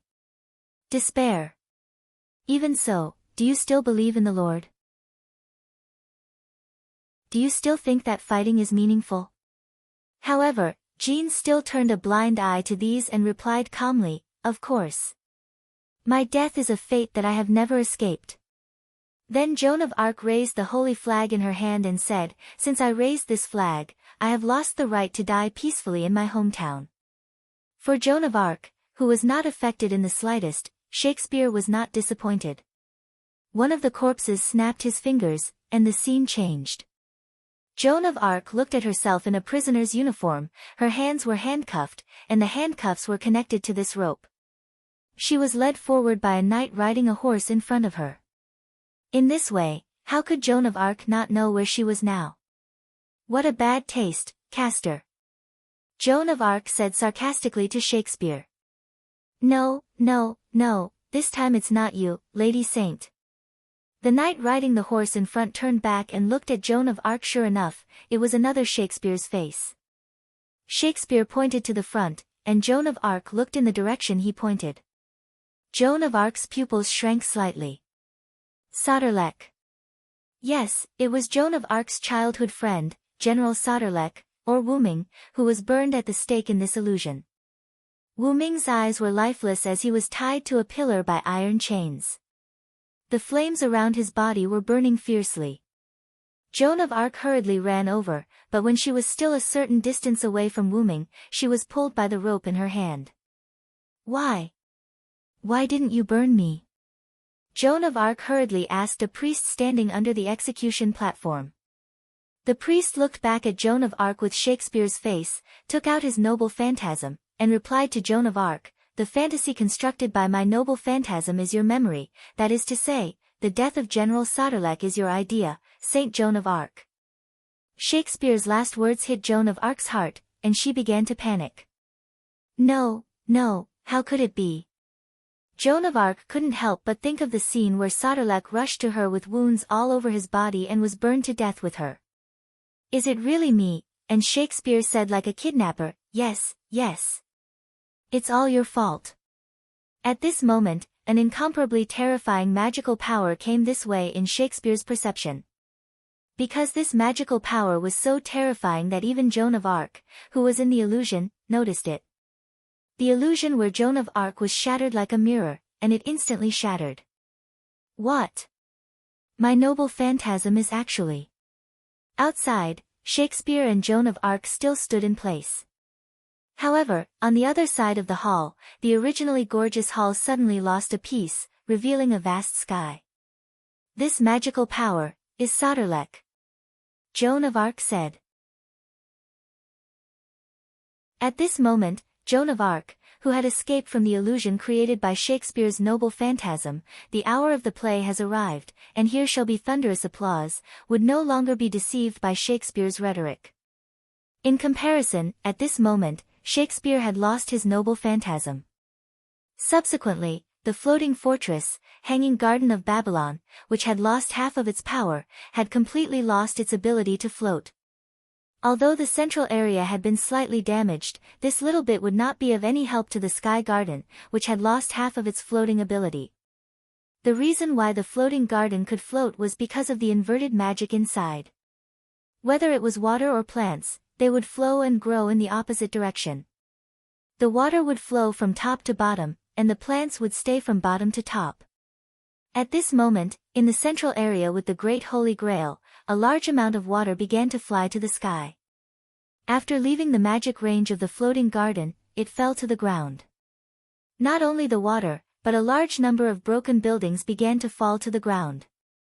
The remaining half of the floating garden was also on the verge of collapse, slowly falling to the ground. It was getting faster and faster until it fell to the forest below, making a sound like an earthquake. A large amount of smoke and dust rose to the sky, and it lasted for a long time.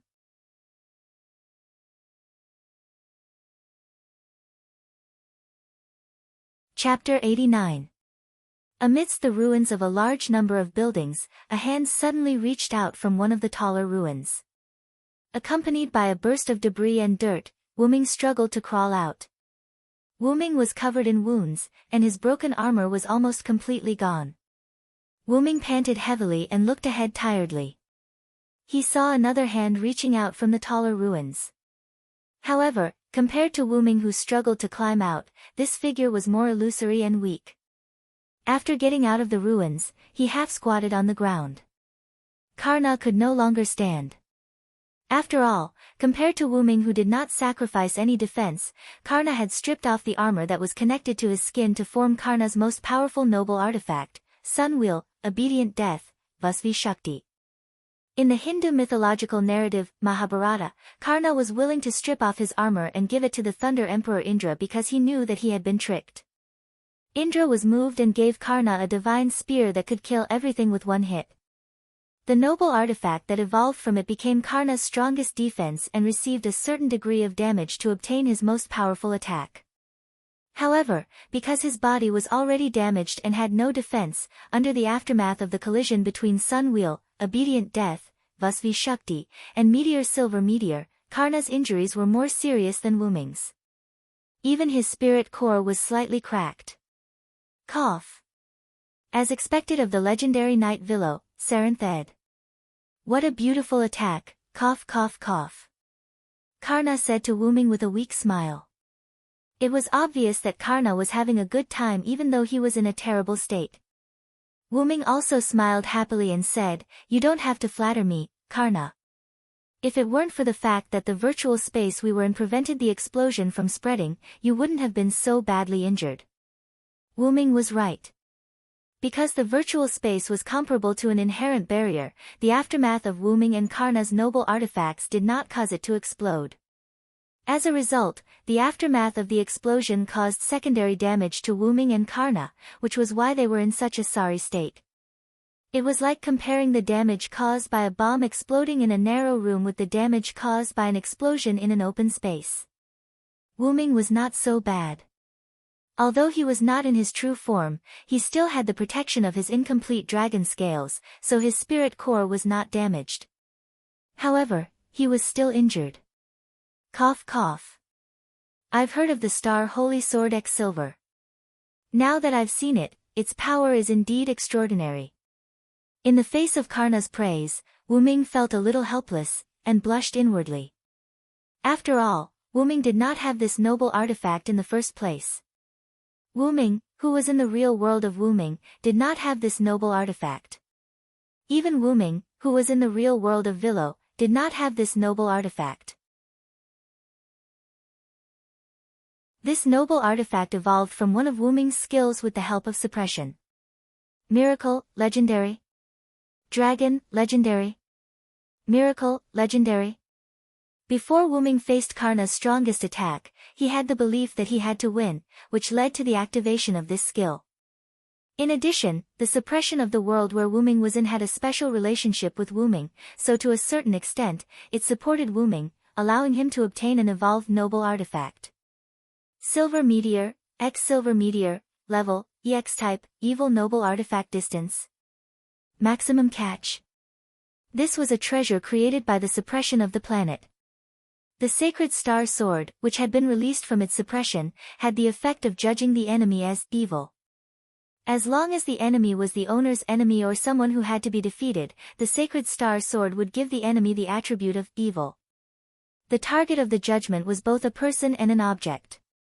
Even concepts such as space and time could be included in the judgment. Because the noble artifact was a part of himself, Wuming immediately used it after obtaining it. He was not unfamiliar with it at all. The suppression knew that Wuming, who was in the real world of Wuming, would not be able to defeat Karna, so it forcibly added a noble artifact to Wuming by relying on Wuming's wait for me skill, Miracle. After all, the character of Sodlek was created by the suppression of history. Adding a noble artifact at the last minute was not a big deal to the suppression. If Wuming, who was in the real world of Villo, had been able to tie with Karna, he would have had a mysterious buff. However, as a Sodlek, Wuming did not have many mysteries, so he really could not fight against the powerful and mysterious Karna. As the origin dragon, Soren was someone whom the two suppression forces had to curry favor with, so he had to be a good host in his own world. It was precisely because of this that Wuming could be considered to have defeated Karna. It was also because of this that Wuming blushed. Although the suppression had good intentions, Wuming was not someone who could not accept defeat. Wuming was not that thick-skinned to be praised by the enemy for defeating him with a power that did not belong to him. However, he could not say that. After all, X Silver was Wuming's noble artifact, and X Silver Meteor was an evolved noble artifact that was forcibly catalyzed by the planet's suppression force and the human suppression force. Even without the suppression force's interference, Wuming's X Silver could still evolve into X Silver Meteor or an evolved noble artifact that was as powerful as X Silver Meteor. This was also the reason why Wuming did not hesitate to use X Silver Meteor. It would be his sooner or later, so it did not matter if it was earlier or later. After all, Wuming was not a heroic spirit that could not grow. Wuming himself could grow, including a part of his noble artifact. Karna could also see that Wuming was a little embarrassed. Although he did not know why, he immediately changed the topic. Can you grant me a request, Your Excellency Sirenthod? Karna no longer called Wuming Sodrik. After all, the power that defeated him was from the Villo. Please speak. Wuming looked at Karna, who was about to disappear, and nodded. Even if Karna asked, Wuming would find a way to help Karna. After all, this was not a glorious victory. The original master of the red team was caught by assassin with poison. Although the Sky Garden was destroyed and fell, the room where my original master and the others were in was on the other side of the undestroyed Sky Garden. Even if the Sky Garden fell, I don't know if they are okay. Please go there and help me check the situation. If possible, please save them. Wuming was stunned, but he immediately reacted. Then, Wuming smiled. As expected of Karna, the hero of charity. I'll go now. Wuming dragged his broken body to the direction Karna pointed out. Karna, who stayed in place, turned into light and disappeared after his spirit core was completely shattered.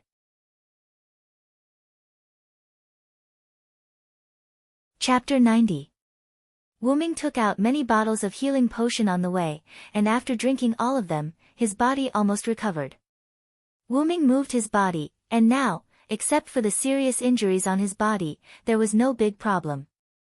Because Wuming had the skill Magic Dragon EX, his mana was not damaged much. Wuming came to the place where Karna pointed, and everywhere he looked, there was a ruin. The entire sky garden fell to the ground and was almost completely shattered. Wuming released his mana and began to search for the masters who were controlled by Semiramis poison. Those masters before the Red Servant were not ordinary people, but one of the best magicians. Therefore, when Wuming arrived, those magicians still had signs of life that even Wuming almost didn't notice. When Wuming dug them out, their bodies were already badly mutilated. Wuming quickly took out 5 bottles of healing potion and gave them to each of them to drink. Yggdrasil was a game that transcended its time. Its degree of freedom was so high that it was unbelievable. But in this game, there was only one kind of item, and that was the health potion called Health Potion. There were no other medicinal items such as mana potion, detoxification potion, and so on, so they could only rely on other rare items. Because of that, as the only health potion in the game, its performance was naturally needless to say. If it was placed in a noble artifact, it could be judged as a sea-level item. Although Wuming once gave Astolfo the health potion very easily, it was not a small amount. When he first treated the androids, Wuming ordered everyone to take 1/3 of the health potion.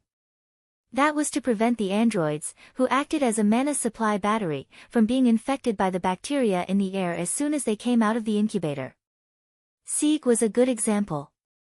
Because he left the incubator for too long, Astolfo said that before Astolfo took Sieg away, Black Archer Sharon gave Sieg a simple treatment. However, androids born as magic power batteries were different from androids born to fight. Because the androids, which were magic-powered batteries, did not need to move around in the outside world, their creators did not give them excellent physical fitness. It could be said that they would not survive without the nutrient solution in the incubator. This was the racial flaw of the androids that were born as props. Although Sieg was saved by Wuming's potion at that time, Wuming did not have a way to solve his gene problem. After all, even if the game had a high degree of freedom, there were no items related to genes. The game was enjoyable, not a headache. Because of the transplanting of Siegfried's heart, Siegfried was strengthened by the dragon heart and eliminated the flaws of the androids. As for whether the heart would disappear or not, since Sieg was connected to the heart, the magic circuits were naturally connected as well. Sieg's heart was supported by Sieg's magic power, so it naturally wouldn't disappear. Over time, his heart would definitely fuse with Sieg's. The androids, who were fighting forces, were not much better. After all, they were weapons that could be thrown away after being used, and they participated in the battle as cannon fodder. The androids that were rescued had their physical fitness temporarily improved by Wuming's potion at that time. It was mainly thanks to Gould, the creator, who adjusted their physical condition later on, that they could live like ordinary people. As for the 5 masters, Wuming was still afraid that they would die halfway, so he gave them a whole bottle of the potion. It must be noted that this was a potion that was comparable to a C-grade item. Seeing that the 5 masters had not woken up yet, Wuming remembered that Karna said that they were poisoned. Wuming immediately took out a short staff. This short staff could remove the poison status of any item below the divine artifact level. It was an item that could be used by injecting magic power into it. However, it had a limited number of uses.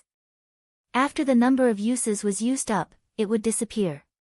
It was because Wuming was restricted by his class that Wuming took out this high-level item with restrictions. Moreover, Wuming speculated that the poison used by Semiramis was definitely not a high-level poison, otherwise, these people would have died long ago. Detoxification. The short staff emitted a green light, enveloping the 5 unconscious people. After a few seconds, the short staff shattered and disappeared. Wuming looked at the short staff that disappeared in his hand and couldn't help but sigh. As expected of the poison used by Semiramis, the most ancient poisoner, it completely exhausted the short staff's number of uses. Although the level of this poison was not the highest, it still exhausted the detoxification short staff's number of uses. A few seconds later, the 5 people lying on the ground opened their eyes and sat up weakly. This place is, I remember the Holy Grail war is over, what happened to us? Everyone was full of doubts. Then Wuming spoke. Magicians, I am a servant of this Holy Grail war. This Holy Grail war is not over yet. You have now lost the qualification to be its master. As for what happened, you can find out in the future. This place will soon become the battlefield of a great war. After Wuming finished speaking, he turned into a spirit and disappeared.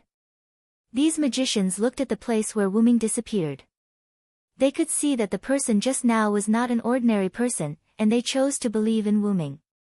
They immediately struggled to stand up and walked in the direction that Wuming just pointed. After Wuming gave advice to the group of magicians, he went to the place where the Great Holy Grail was. Fortunately, this was a forest.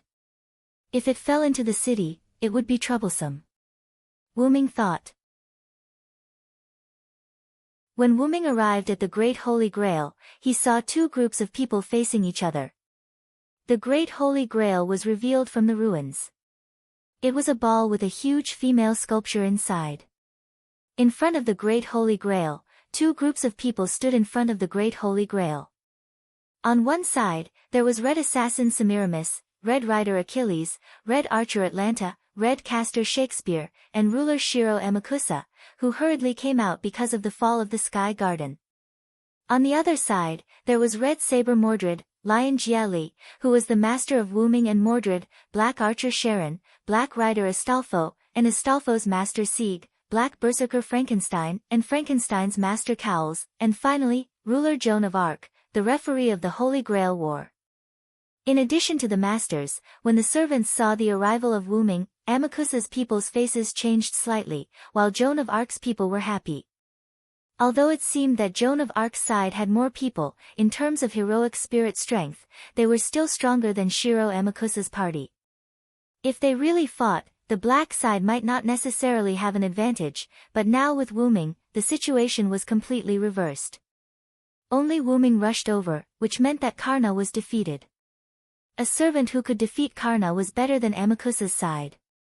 Looking at Wuming's seemingly unscathed appearance, Shiro Amakusa couldn't help but frown. I didn't expect you to win against Lancer. You're not Sodric, are you, Villo, Knight of the Round Table? Shiro Amakusa said.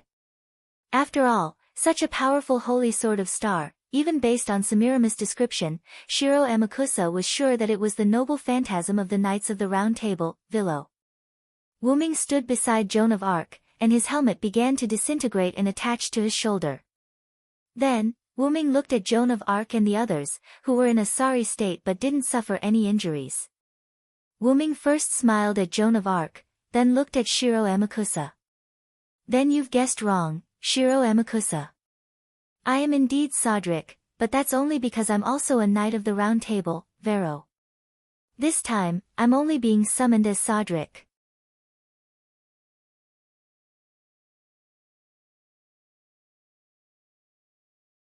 Chapter 91.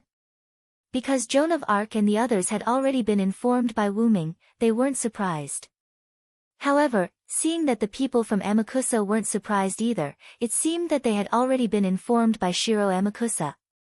Achilles and Atlanta revealed an expression that said, so that's really the case. Shakespeare, on the other hand, had a happy expression. Semiramis gritted her teeth. After all, her noble artifact had been destroyed by Wuming. Shiro Amakusa smiled faintly. I really didn't expect that you, whom I met once, would become a major force to obstruct me. In response, Wuming shook his head regretfully and said, even without me, others would obstruct you. Then, do you want to come to my side, Knight of the Round Table, Silver Dragon Britain Villo? Shiro Amakusa smiled. Everyone was shocked.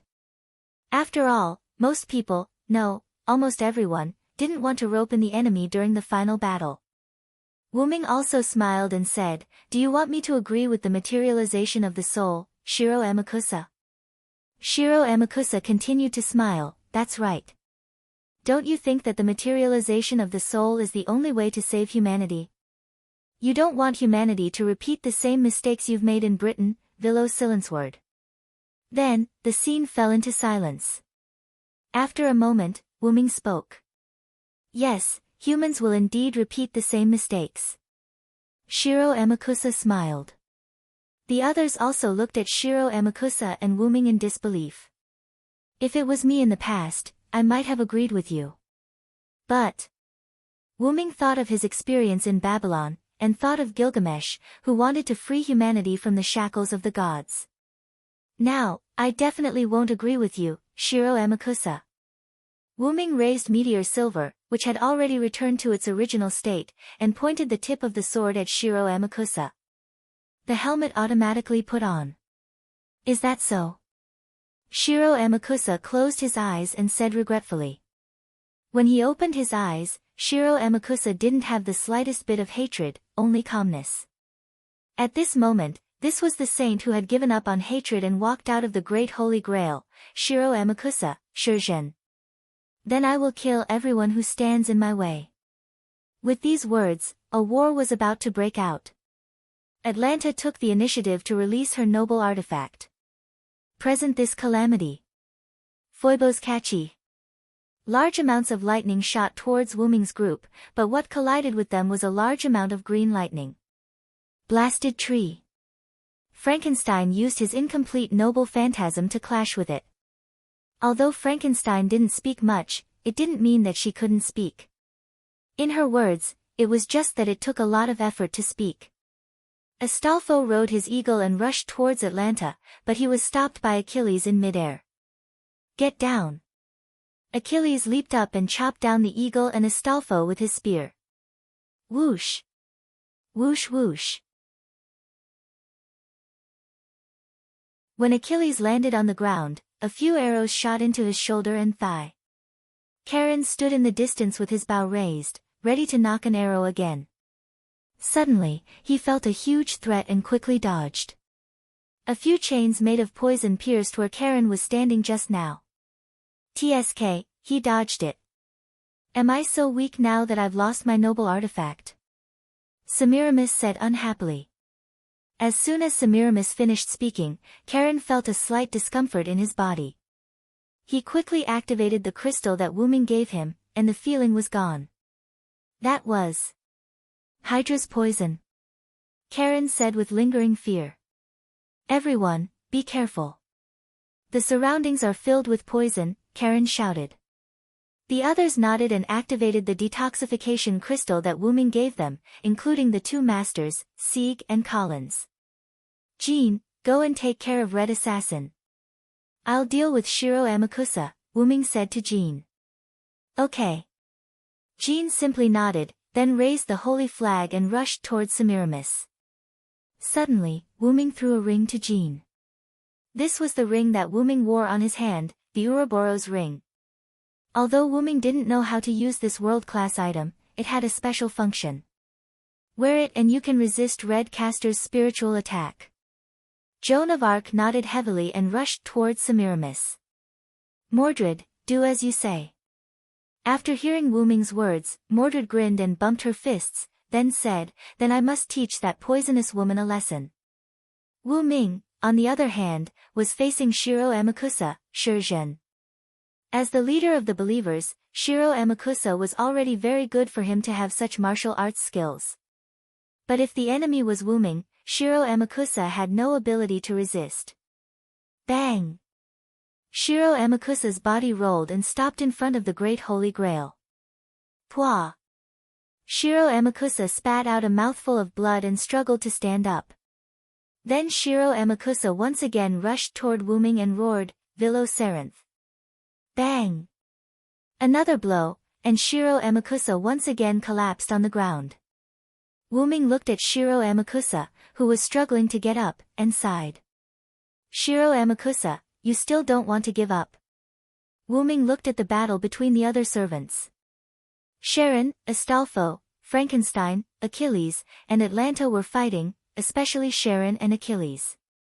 Because it was not a one-on-one battle, neither of them fought as a warrior, but as an archer and a rider. Astolfo and Frankenstein constantly harassed Achilles, coupled with Charon's godlike archery skills. Although Achilles used his noble phantasm, Charon had already used his once-a-day noble phantasm, Scorpio Strike, to break Achilles' immortality, which was the noble phantasm, Andreas Amarantos. Damn it! Achilles, who was on the chariot, cursed, and then just when he wanted to take out his trump card noble phantasm, Achilles Cosmos, several powerful arrows flew at Achilles. Because Atlanta was entangled by Frankenstein, and Astolfo was constantly harassing them in the sky, Achilles could not take out his trump card. Do you think I will let you take out that shield, Achilles? Charon said to Achilles, and once again drew his bow. Charon. Achilles was angry again, and he drove the chariot toward Charon, but this time Astolfo seized the opportunity. Trap of Argalia. Astolfo rode the eagle and pierced the chariot's wheels with his spear, and the wheels were forcibly spiritualized. Achilles quickly jumped out of the chariot, and Atlanta just happened to avoid Frankenstein's attack and jumped to Achilles' side. At this moment, Astolfo, Frankenstein, and Charon surrounded Achilles and Atlanta in a tripartite formation. On the other side, Joan of Arc and Mordred were fighting against Semiramis and Shakespeare. It seemed to be a 2v2, but it was actually a 2v1. After all, Shakespeare had no combat power at all. What the hell are you doing? Castor. Where is your noble phantasm? Hurry up and use it.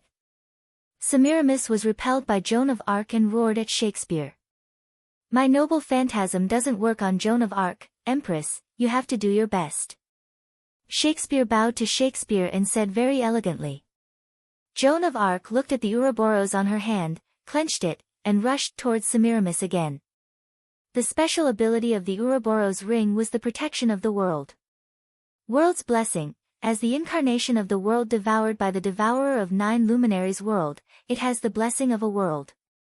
Although this statement was very vague, Wyrm knew that a tool transformed from a world was not that simple, at least it had resistance to mental attacks. Sure enough, the world's path had the power to resist mental attacks. Just when Semiramis was ready to resist Joan of Arc's attack, a voice broke through the air. Take this. Poisonous woman.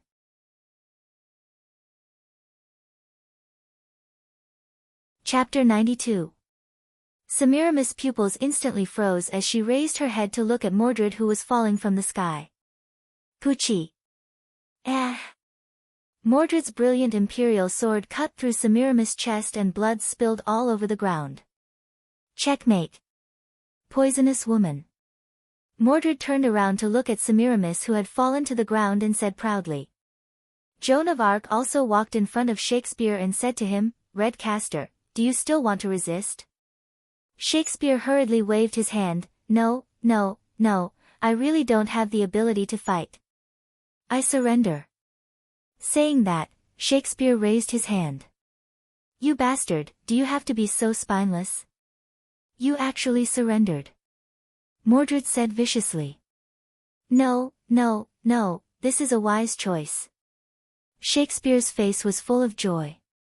Turning around, Wyrm looked at Shiro Amakusa. You see, you have already lost, Shiro Amakusa. Shiro Amakusa, Shurgen, continued to stand up and slowly said, So what?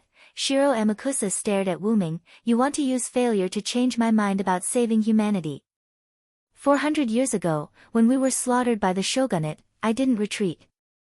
How can death and failure make me change my mind about saving humanity? After a moment, Wyrm looked at Shiro Amakusa who had calmed down a little.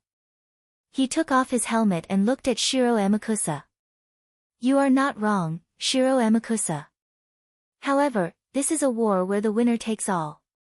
The loser will lose the opportunity to realize their dreams. After hearing Wyrm's words, Shiro Amakusa laughed again. What a pity, Vilo there answered. The Great Holy Grail has already been activated.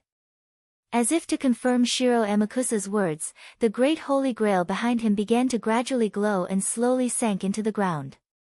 Originally, I wanted to use the Space Garden to move the Great Holy Grail and spread the third law all over the world. However, Now that the space garden has been destroyed, the Great Holy Grail has coincidentally come into contact with a spirit vein. At this moment, it has already begun to use the spirit vein to spread the third law all over the world, realizing the materialization of all humans. My wish is about to come true, Shiro Amakusa said very calmly. Aren't you afraid that I'll destroy the Great Holy Grail if you tell me all this now? Wuming wasn't in a hurry. Instead, he continued his conversation with Shiro Amakusa. In response, Shiro Amakusa shook his head and said, "You won't. Everyone who participated in the Holy Grail War has their own wishes. Even you, Vilo Theranst, are the same." Shiro Amakusa was right. Every servant who participated in the Holy Grail War had their own wishes. No one would destroy the Great Holy Grail before it was completely beyond saving. Wuming believed that even Artoria would not take the initiative to destroy the Holy Grail. Unfortunately, Wuming didn't have any wishes that needed to be fulfilled. Moreover, he didn't believe that a mere large-scale magic storage system would be able to fulfill all his wishes. The suppression force once told him that the Holy Grail War was a ritual created by the three families of Macri, Ainsberg, and Enosaka to reach the origin. The original purpose was to reach the origin. The Great Holy Grail could temporarily open the door to the origin vortex. Through this door, the magician could directly reach the origin. Therefore, the matter of fulfilling all wishes was purely a rumor. Of course, some small wishes could still be fulfilled. After all, this was a magical power that could open the door to the origin vortex. Shiro Amakusa entered the Great Holy Grail system through his own noble phantasm. Through the incomplete third magic that came with the Great Holy Grail, Shiro Amakusa made a wish to save all of humanity, allowing the third magic to spread throughout the world. Is that so? But you won't see the end. Goodbye, Shiro Amakusa. You are a person worthy of respect. His hand rose, and his sword fell. With a smile on his face, Shiro Amakusa fell to the ground. The other servants of the red team began to leave because of the death of their master, Shiro Amakusa. Achilles and Atlanta looked at their bodies gradually disappearing and gave up resistance. Sharon, Astolfo, and Frankenstein also did not continue to attack. What a pity, Oni-san. Achilles smiled. Ah, that's right. It's a pity that we can't see the end, but the Great Holy Grail has been activated. It's just a matter of time, Atlanta said calmly without the slightest regret or rejoice. Then Achilles looked at Sharon. Sensei, this one-on-one duel was interrupted. Next time, we must determine the winner. Of course, Achilles. I look forward to the moment when you defeat me. The wind came, and Achilles and Atlanta disappeared into light. On the other side, Semiramis lay on the ground powerlessly, looking at the body of Shiro Amakusa.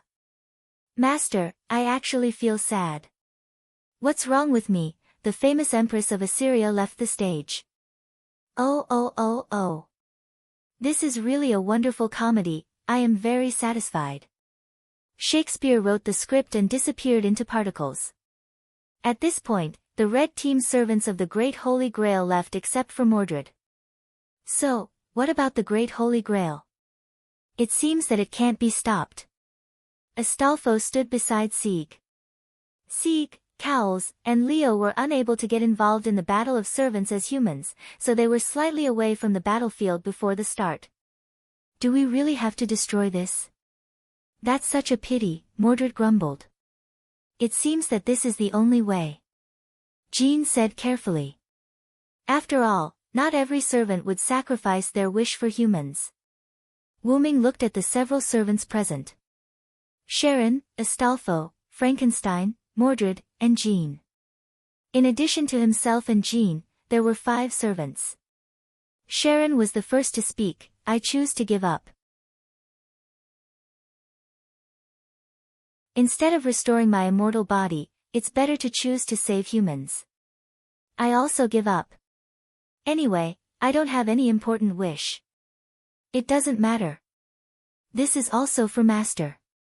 Astolfo smiled and then looked at Sieg. I don't need the Holy Grail. My people have been saved. I thank Sodric again. No, Mr. Villo. Sieg bowed to Wuming. You don't have to do this, Sieg. This is also my agreement with Sieg. Wuming waved his hand, indicating that Sieg didn't need to do this. Hoo. Frankenstein also shook his head. Although he didn't know why Frankenstein didn't hesitate, perhaps Cowles had already prepared himself mentally in advance. I also give up. We will solve the matter of our Eugomarinia family. Cowles said firmly. I don't need the Holy Grail. I have found my real wish. This time, let's forget about it. Mordred laughed.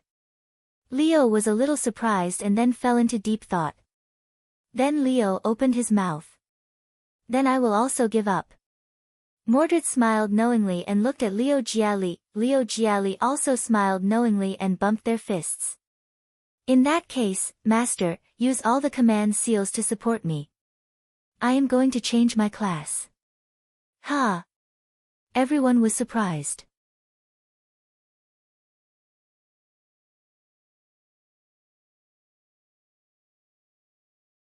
Chapter 93. Wait, what did you say? Change classes? Leo Gialli asked in surprise. Really? Is this something that a servant can do? Collins asked Wuming. The others also looked at Wuming in shock. In this regard, Wuming smiled. Of course, my own strength is still limited, but if I rely on this, then... Wuming said, then pointed to the Great Holy Grail behind him. You mean, rely on the Great Holy Grail to make a wish? But the Great Holy Grail has now been made a wish by Shiro Amakusa. Leo Gialli was very puzzled. Although the Great Holy Grail has been made a wish by Shiro Amakusa, don't forget that this Great Holy Grail was directly taken away by Danica in the middle of the Third Holy Grail War 60 years ago.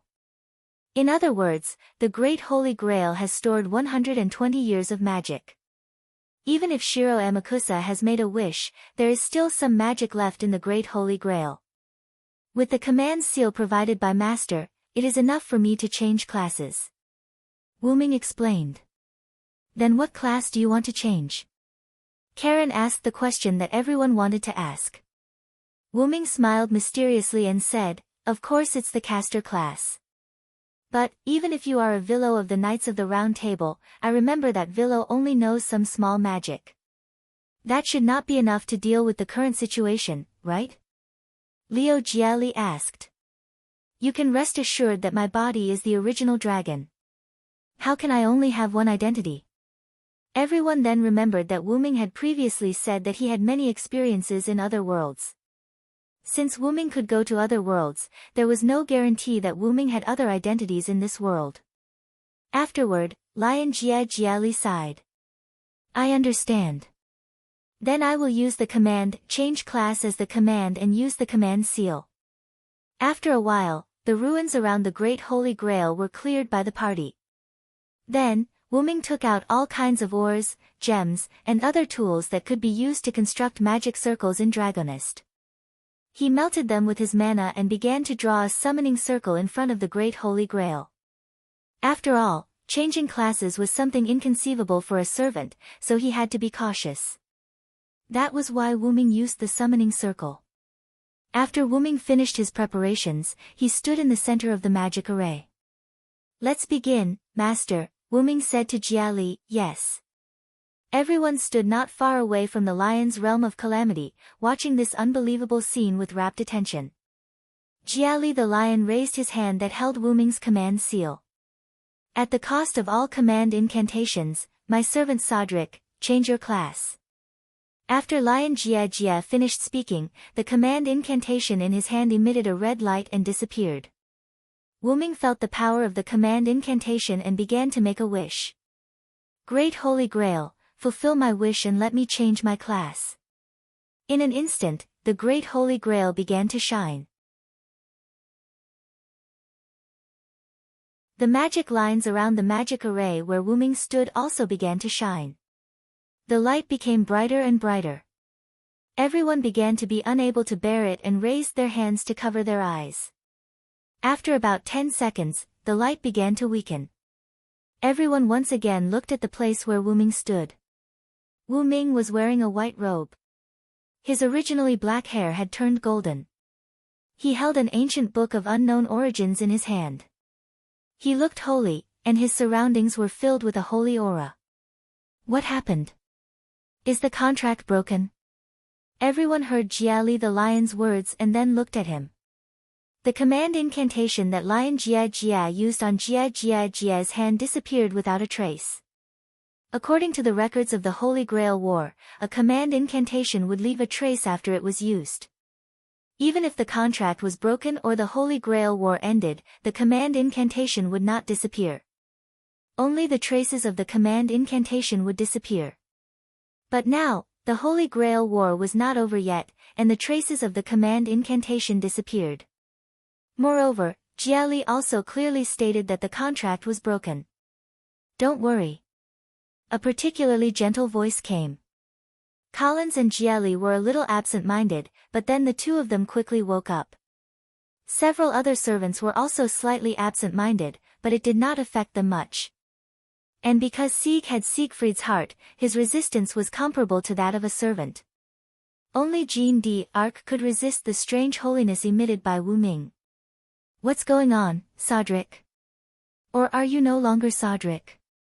Jean asked Wu Ming, somewhat at a loss. Everyone looked at Wu Ming with some vigilance. Wu Ming only smiled faintly at this, causing people to become absent-minded again. I'm sorry.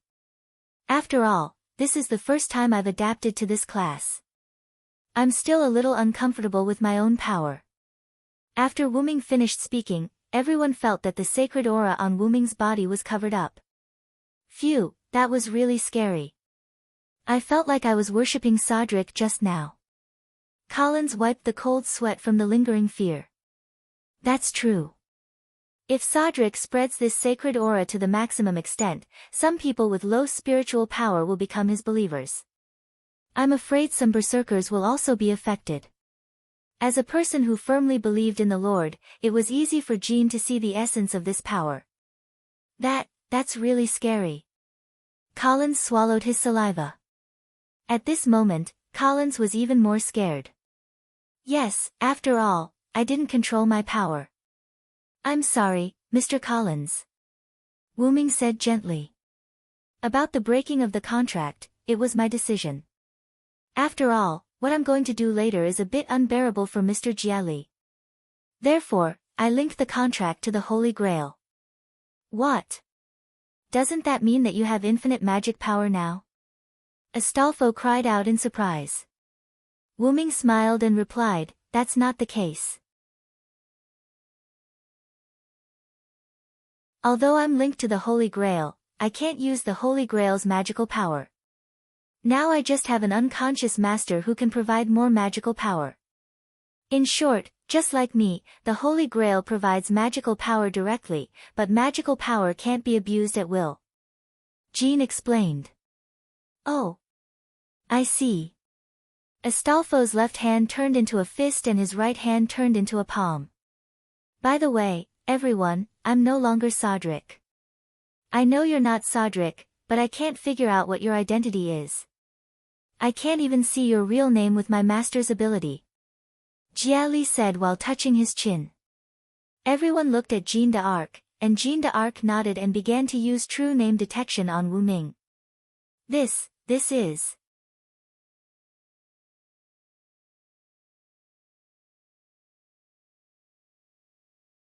Chapter 94. Is this true? Zod. No, I should call you Hyunryong Sama. Jean was surprised. In an instant, everyone fell into silence. Wait. Hyunryong, is that Hyunryong? Lion Jiali shouted. Hey! Is it true? Is it really Hyunryong? Collins was also quite surprised.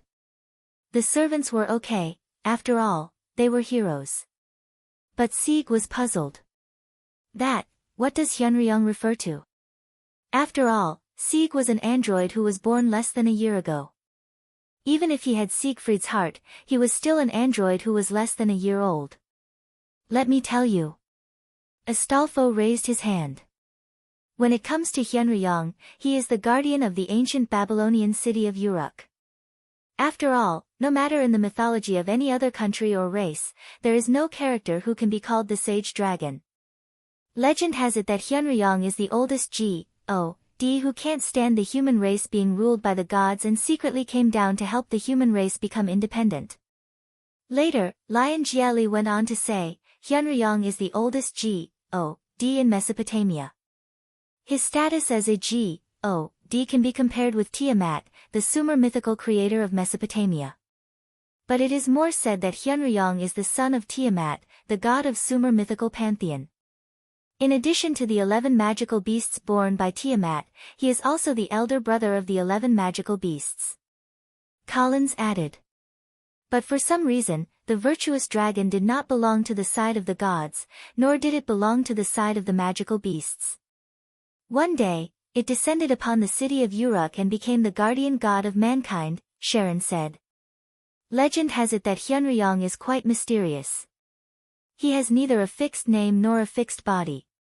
The reason why he is called Hyunryong is because in the oldest epic, the Epic of Gilgamesh, he came to Uruk in the form of a dragon and cultivated the oldest king, the hero king, Gilgamesh. As the symbol of the end of the gods, he has the title of sage. Back to Astolfo. Amazing. Does this mean that the French general Sodlek is a Sumerian god? Sieg exclaimed in shock. Everyone thought about it and realized that it was indeed as Sieg had said. The French general Sodlek was a Sumerian god. At this moment, Wuming seemed a little unnatural. How would I know that just because I taught the ancient king on a whim, the restraints turned me into such a fantasy legend? What Tiamat? What Lord God? Do you believe such nonsense? Even if there are historical records, do you believe it? Oh my God. But on the surface, Wuming still maintained a smile. But reality proved that the two restraints once again created an invincible identity for Wuming. Although the origin dragon would become as invincible as the legends said after reaching adulthood, Wuming was still quite a distance away from adulthood. For now, Wuming only had a strong life force and powerful support-type talents. There was still a long way to go before he could reach the level of the god of creation, Tiamat. Ahem. Alright, everyone, don't get so worked up. After all, I'm a special dragon who can freely roam through all eras. It's not a problem to have more legends. Also, when I'm a character, I can't use powers outside of the norm. Otherwise, that era will instantly reject me.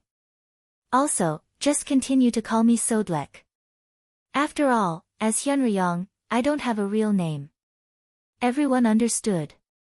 After all, in the historical records, there was indeed no mention of Hyunryong.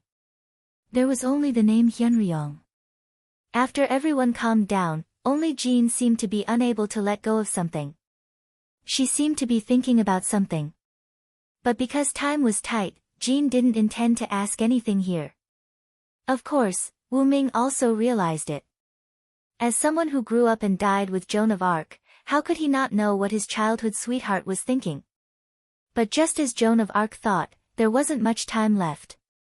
Wuming flipped through the uninscribed incantation book in his hand, and large amounts of unknown magic appeared on the Great Holy Grail. Now, almost half of the Great Holy Grail had sunk into the ground. So, I'm going to take the exam, Wuming said. Everyone was a little surprised. They thought that Wuming had already started.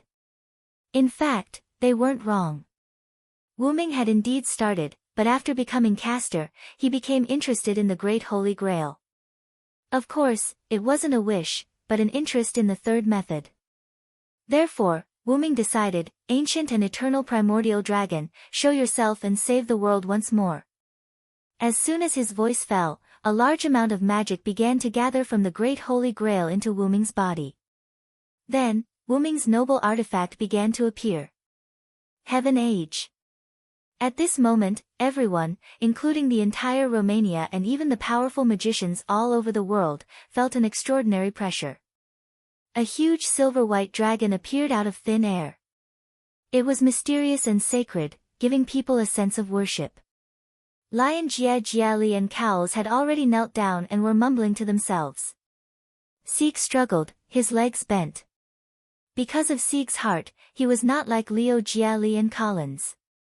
Astolfo supported Sieg on the side, although he was also uncomfortable. Even with the enhancement of the noble relic, the white dragon was still able to affect Astolfo. The other servants were the same. Those who had magic affinity were fine. Those who didn't have magic affinity were almost the same as Sieg.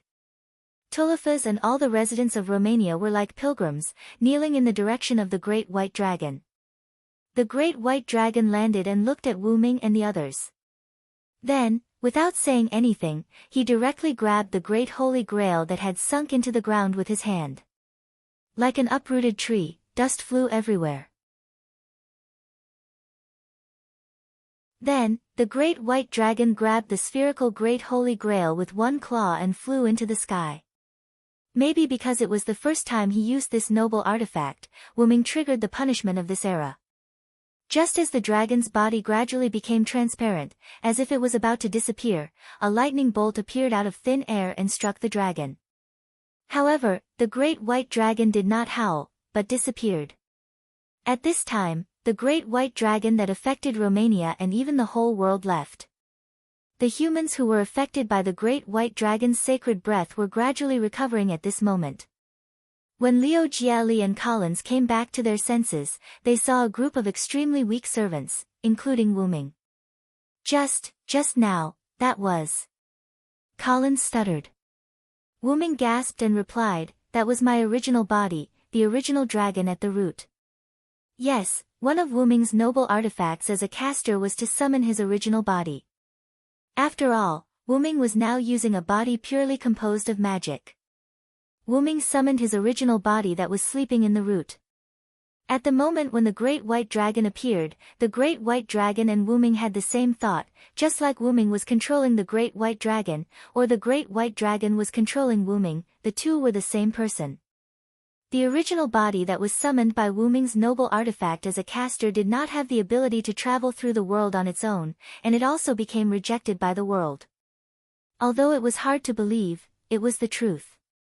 But because the modern era was the era of the disappearance of high-level mysterious creatures such as the great white dragon, the era would not allow such creatures to appear in the world.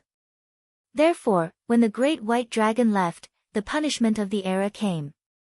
The great white dragon seemed to be unaffected, but in fact, it was all fed back to Wu Ming. At this moment, the magic in Wu Ming's body was almost exhausted. That's right, the EX-level magic was almost exhausted now.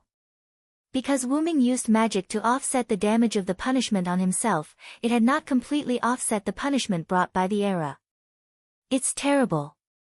Leo Jiali said. Yes, that involuntary kneeling from the heart, was terrible.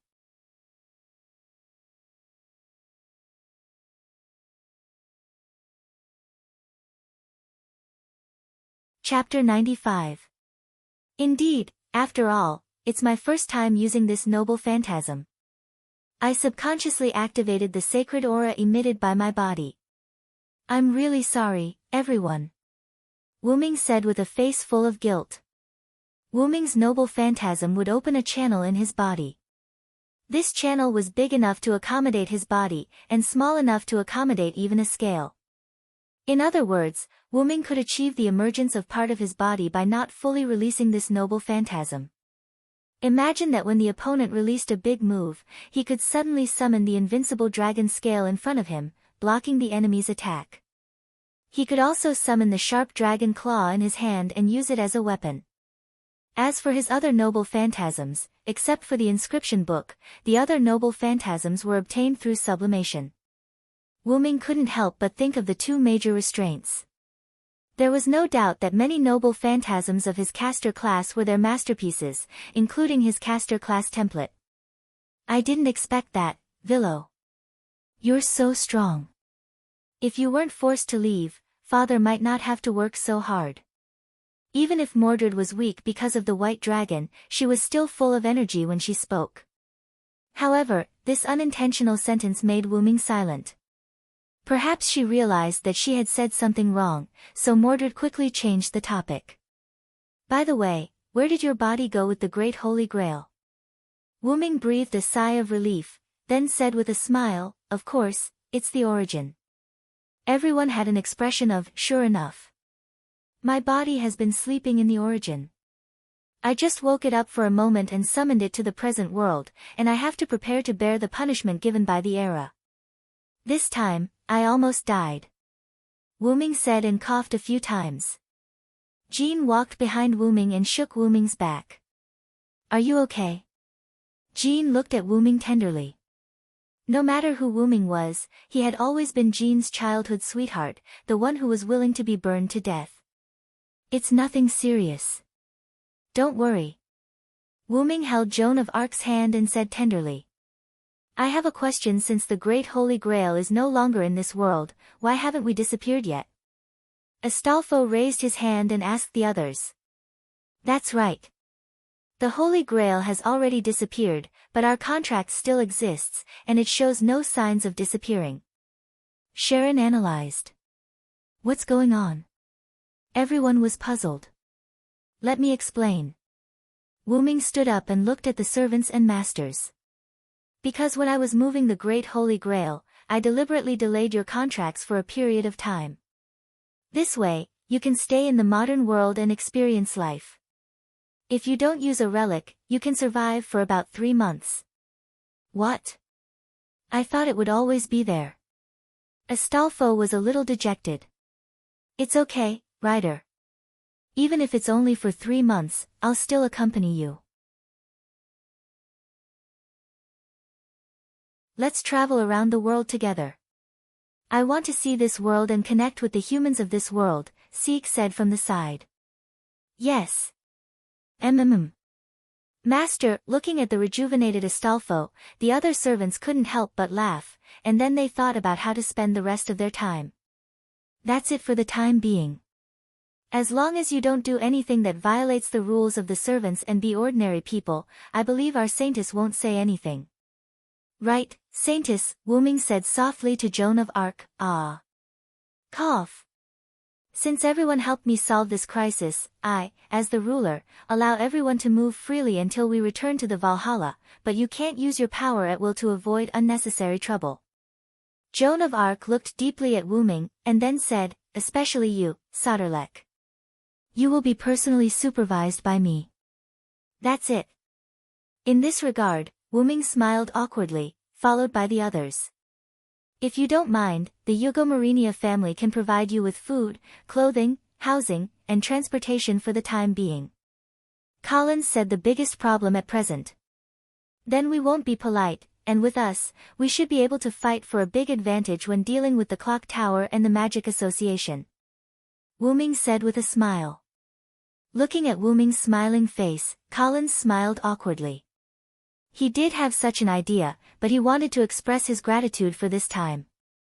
After all, in the case of Danik's death, Wuming had the power to destroy the Yugomarinia family, but Wuming didn't do so. Although this was the intention of using the Yugomarinia family, when Colin's sister Fiol was facing Jack the Ripper, Wuming appeared to save Fiol. Based on this alone, Collins, who was already the acting patriarch, was grateful. Wuming also knew that Collins was grateful, and dealing with the Clock Tower was just a matter of convenience. After all, Wuming was not a bad person, and Wuming felt that the current Yugomarinia family was very good, so he would definitely help if he could. Don't worry about that for now. Let's go drink, Villo. Mordred shouted excitedly. Wuming looked at Jean subconsciously. Drinking is bad for the body. Please drink less. I won't follow you. I'll wait for you at the Yugomarinia family. Remember to come back early in the evening, Jean said naturally. However, Mordred complained, what? Ruler, you are like a housekeeper. Drinking is a rare entertainment for us Knights of the Round Table. As if thinking of something, Mordred said again, by the way, it seems that because you took the soldiers to drink secretly, you were often taught a lesson by father and others. Looking at the bright smile on Mordred's face, Wuming smiled and said, "If I didn't take the soldiers to drink, how could a lonely guy like you live so comfortably?" Then Jiali complained, "I knew it. I didn't know that the rebellious knight liked to drink. So it was you who taught him." "Really, my wallet has shrunk a lot recently." Ha ha ha ha. "It doesn't matter. Anyway, your money is useless. You might as well spend it." Mordred laughed and patted Jiali's back. "It's going to break, it's going to break." Wuming recalled the past at this moment with a nostalgic look on his face. It was because of those who passed away that Wuming was able to grow. Moreover, Wuming looked at Jean, and Jean also looked at Wuming. The two looked at each other and smiled. Looking at the slowly rising sun, Wuming said to the group behind him, "Let's go, everyone."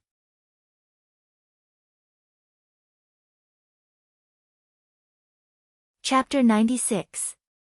Because of the mysterious arrival, nearly 3 months had passed since the world was in turmoil. From that day on, Wuming accompanied Collins to the Time Tower. Because Wuming didn't deliberately hide his power, he deliberately released a trace of his power, causing a sensation in the Time Tower. After all, he was a top heroic spirit that could cause a higher level of mystery to descend.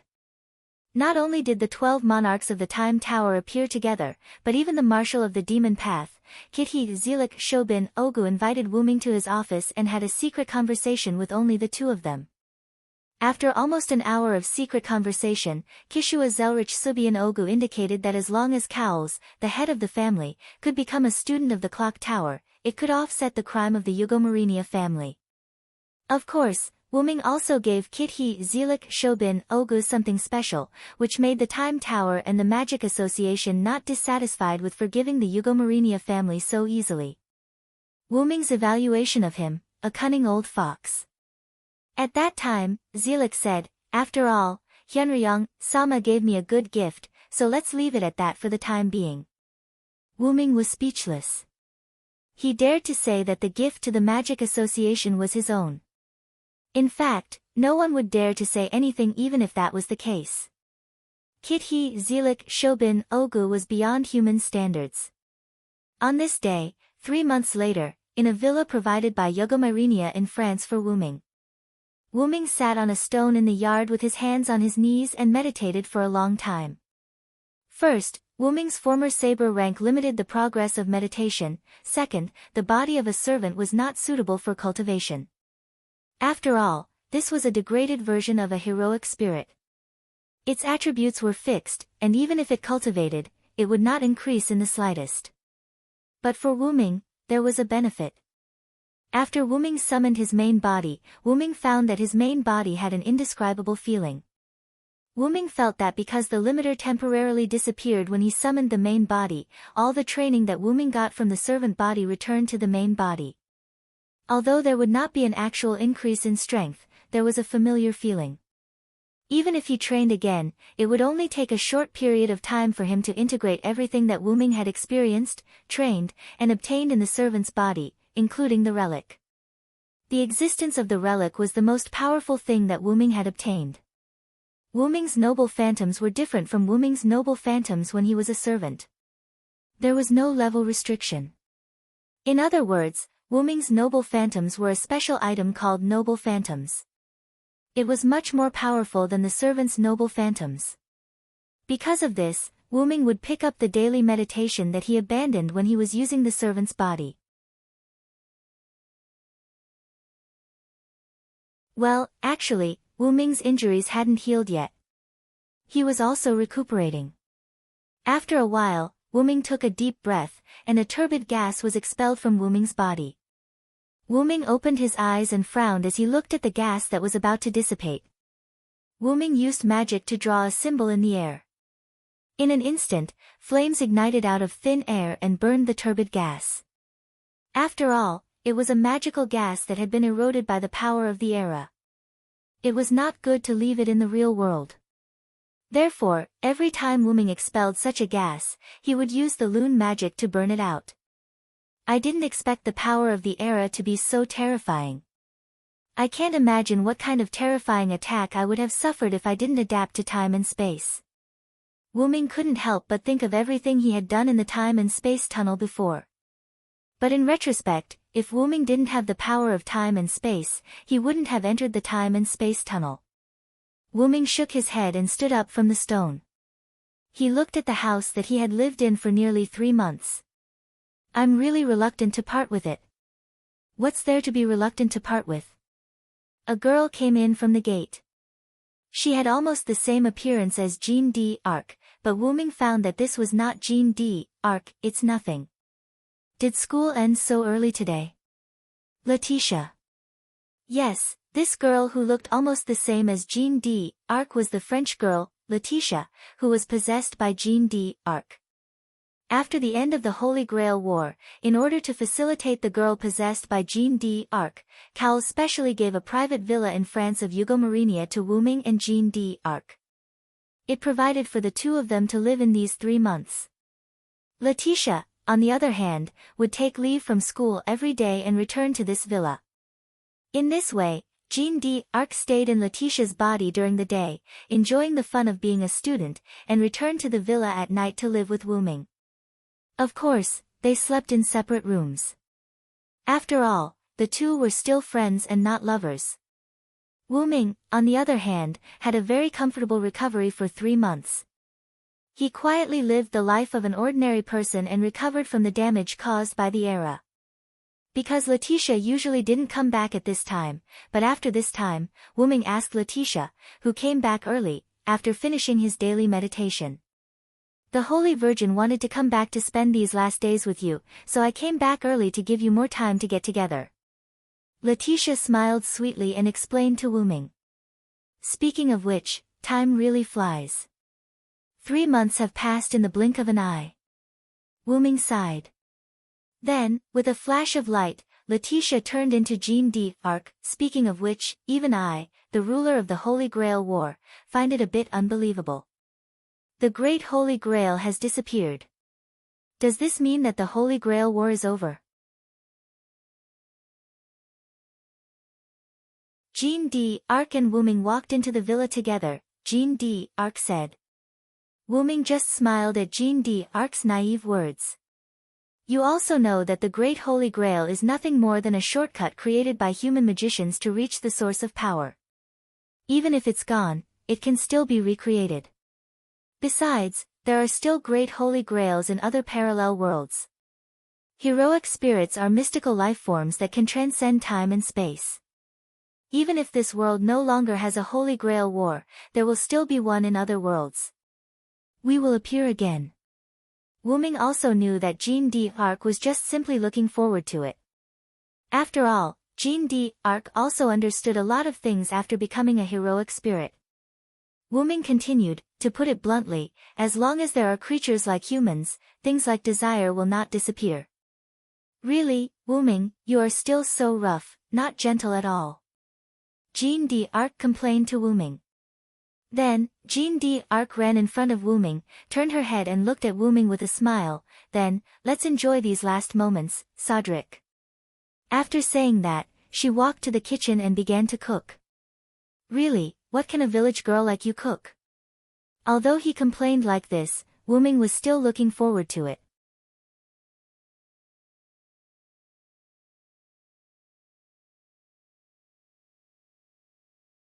Chapter 97. The next day, the servants that the Magic Association was afraid of disappeared collectively on this day. After all, this kind of uncontrollable power was still very feared by some of the higher-ups of the Magic Association. Early in the morning, Wuming and Jean sat at the dining table, eating breakfast made by Letitia.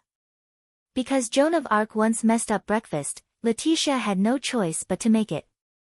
Jean looked at Wuming, who had been smiling, and said with a red face, "Really, I wasn't familiar with the kitchen at that time. It was an accident." However, Wuming said with a happy face, "Yes, yes." Later, breakfast ended with Wuming's happy and Jean's complaints. After breakfast, Wuming didn't meditate, and Jean didn't go to school. The two walked slowly on the road, looking at the scenery that they were already familiar with. After a while, Jean said, "Hey, Cedric, will we have a chance to meet again in the future?" Wuming didn't think and said directly, "Yes." "Huh? Why are you so sure?" Jean was surprised. "That's because you haven't replied to me yet." "I'll keep waiting," Wuming said half-jokingly. "Really, you're not serious again?" Jean's cheeks were red and she quickened her pace. In fact, Wuming was also telling the truth. After all, Wuming was not dead. Although Jean was already in the Hall of Valhalla, it shouldn't be a problem for Wuming to summon a Valhalla, probably. Wuming quickly caught up with Jean and began a different kind of last time. Finally, Wuming and Jean stood on a high ground, looking at the scenery in the distance. As if it was time, Jean turned and looked at Wuming. "Then, I'll go first, Wuming." "Well, see you next time, Jean." In the end, Wuming told Jean his real name. Jean's body emitted a light, and as a gust of wind blew, the light dissipated. Letitia appeared on the spot and looked at her hands in disbelief. Then, Letitia looked at Wuming in embarrassment. That. Lord Hyunryong, looking at the blushing Letitia, Wuming gently said, "Letitia, you've lived together for so long. Are you still afraid of strangers?" Letitia blushed even more after being exposed by Wuming. No. As expected, Cedric, you're still as wicked as ever." As she spoke, Letitia kissed Wuming's cheek under Wuming's shocked gaze. Then, she quickly ran away. Wuming was at a loss as he watched Letitia run away. When he came back to his senses, he touched the cheek that was kissed and said helplessly, "This is really..." Wuming sighed. Wuming guessed that when Letitia and Jean shared the same body, she often dreamed of Jean's dream, and gradually their feelings were assimilated. Then, Wuming shook his head, opened his mouth, and chanted a spell. Wuming disappeared on the spot. A moment later, London, England, Clock Tower.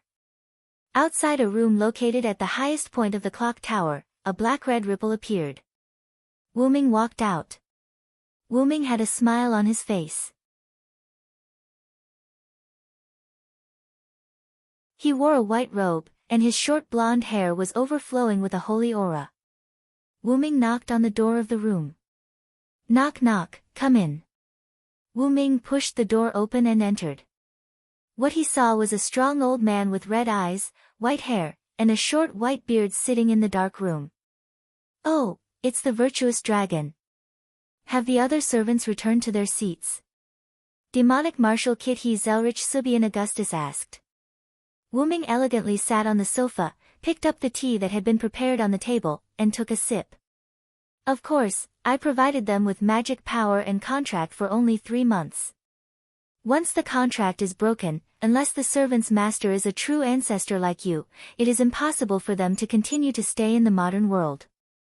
"That's right, as the leader of the highest level of the Magic Association, the demonic path Marshal Keshua Zelrich Subian Augustus was a true ancestor." Ha, that's all in the past, who told me to lose to Zhu Yu?" Zelik said with a laugh, not angry because of Wuming's words. "Zhu Yu, everyone's Zhu Yu Brunstad. She is the Moon King, equivalent to the moon's suppression power. Zhu Yu was the first and strongest true ancestor in the world of the moon, so she was the origin of true ancestors and death apostles." Although Zelrich claimed that he had lost to the ancestor Zhu Yu, the truth was that the two of them were tied. Zhu Yu's body was destroyed by Zelik, but before Zhu Yu's body was destroyed by Zelik, she turned Zelik into a death apostle. Thus, Kishia Zelik Augustus became one of the 27 death apostles. However, the Great Holy Grail did fall into your hands. Zelik narrowed his eyes and said with a smile. In response, Wuming laughed, "That is the third method, even I, who is called Hyunryong, can't help but want to study it." Yes, although the Great Holy Grail was taken away by Wuming to the Origin, it was still under Wuming's protection and had not been assimilated by the Origin. Wuming wanted to use the power of the Origin to analyze the third method, and then master this power. Wuming took another sip of tea, then looked at Zelik and asked, "So, what do you want me to do, Kishia Zelik Augustus. During the hour of Wuming and Zelika's secret conversation, the two of them sparred in this narrow room.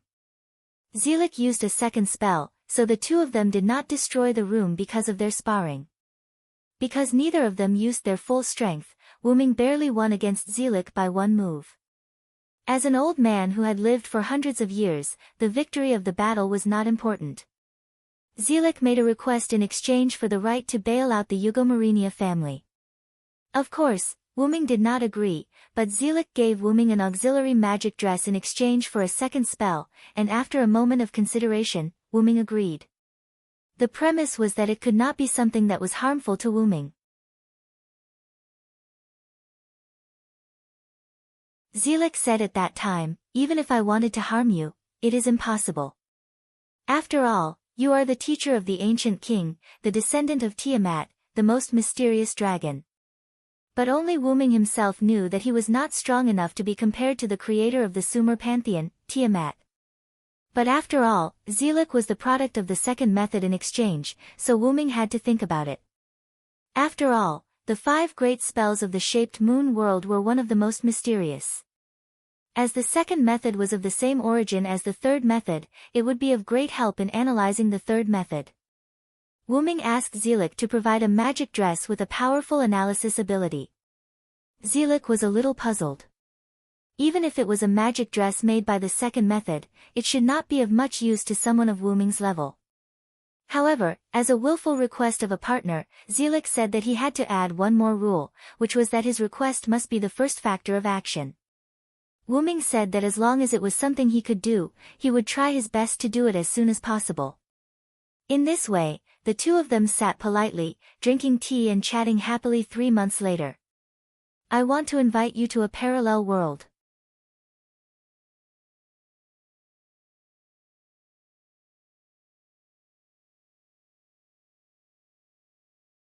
Chapter 98. Parallel World. Wuming put down the teacup in his hand and looked at Zelik with an expressionless face. Yes, because a certain mysterious person in front of me has caused an even higher level of mystery to descend, my perception of other parallel worlds has become more sensitive. It's like a sixth sense that a world-destroying disaster will descend, and it's a disaster that will affect almost all parallel worlds. Zelik continued in a low voice, "Unfortunately, I don't have the ability to stop the disaster from happening, and I can't even lock onto its source. But now, I know of your existence." Wuming sneered at this. As the second archmage, even Zhu Yu was dealt with by you. How can you not have a way to deal with this disaster that affects other parallel worlds? Wuming did not doubt Zelika's judgment that was similar to a sixth sense. For someone of his level, and a full-time second archmage in a parallel world, Zelika's premonition could be said to be incomparably accurate. Zelik was not angered by Wuming's sarcasm. He smiled and said, "Because I already know that I can't deal with this disaster by myself." Wuming thought for a moment and asked, "Is it because you went to other parallel worlds to try to deal with this disaster, but you found that you couldn't do anything to solve it, Zelik?" Zelik nodded and said, "That's right. I solved many things that I thought were the source of the disaster, but I found that my perception of other parallel worlds was still on the verge of destruction. So, I came to find you. As an additional servant in this Holy Grail war, not only did you follow the Red Team's saber and summon her on your own, you also had many different identities throughout history. If it wasn't for the fact that I've talked to some heroic spirits before, I would even suspect that you were the one who played almost every role in history." Of course, Wuming also knew that Zelik was joking at the end, so he did not say anything about it. "Most importantly, you seem to have said that you didn't die."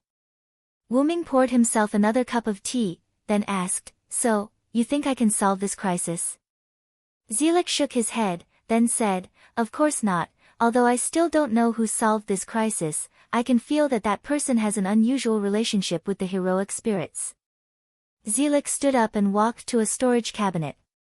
"As for you, you're an extremely special heroic spirit. I'm sure you'll definitely have a connection with that person. Therefore, I'd like to invite you to a parallel world to find that person who can resolve the disasters.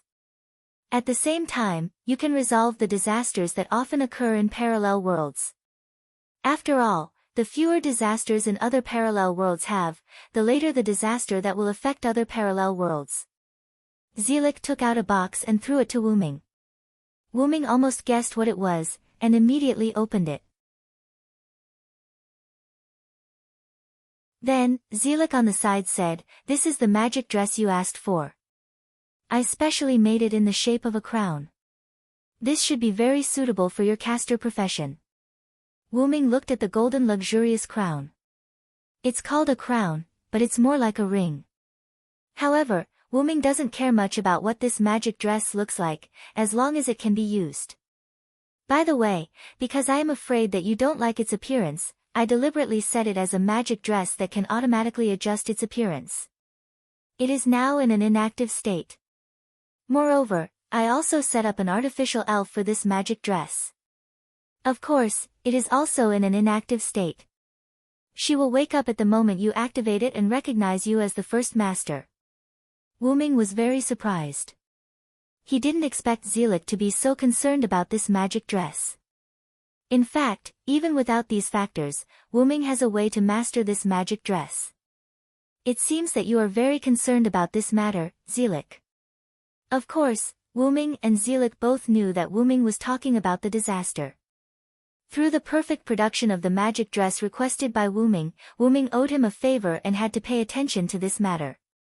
After all, the matter of the Yugomarinia family and the magic attire added together was enough for Wuming to owe them a favor.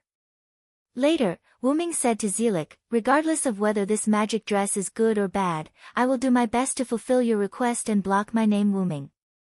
Wumian. Zelik pronounced the pronunciation of this word, as if thinking about the origin of this name or related things. "I'm sorry, my name is indeed Wuming, but that's Chinese. It's a stranger name for you." After all, Wuming was once picked up by the old people of the Celestial Dynasty. Even if Wuming was not human, this did not diminish the name that accompanied Wuming from the beginning. "So, when will you send me there?" Wuming interrupted Zelika's contemplation. Zelik immediately replied, "I've decided to send you to the parallel world now, what do you think?" Wuming stood up and put the crown in his hand into the open golden ripple. "Then let's begin." Zelik began to cast the second spell. Looking at the speed of casting, it seemed that he had already guessed that Wuming would agree and had been gathering magic power. Just as Wuming was about to be covered by the second spell, Wuming said, "By the way, remember to take care of the people I know in this world. You're asking for a lot." Zelik, who was concentrating on casting the second spell, spoke up after a moment of silence. After all, this was transferring a high-ranked heroic spirit like Wuming, so Zelik had to be cautious. However, an accident still happened. The era had left a deep impact on Wuming. When he left this era, the era shifted to his destination. "Oh no." Zelik was shocked. "Wumian. Remember to look for me in that world, he'll help you." Before Zelik could finish, Wuming vanished. Zelik, who had traveled to parallel worlds many times, knew that this was a normal phenomenon when traveling to other parallel worlds. Heaving a long sigh, Zelik returned to his original seat. In the face of a fate that humans cannot resist, what kind of miracle can he create? Zelik said as he took a sip of the freshly brewed tea. "I'm really looking forward to it." The clock tower detected that there were no abnormalities after the heroic spirits of the Holy Grail war disappeared. However, no one noticed that a different heroic spirit had left. The world returned to its peaceful state. On the other side, Wuming opened his eyes and saw a quiet forest. It was night now, and the forest was silent. It was so quiet that it was terrifying. "That old man is really unreliable." Wuming complained and began his adventure in the new world. Or rather, he had embarked on the path to saving the world.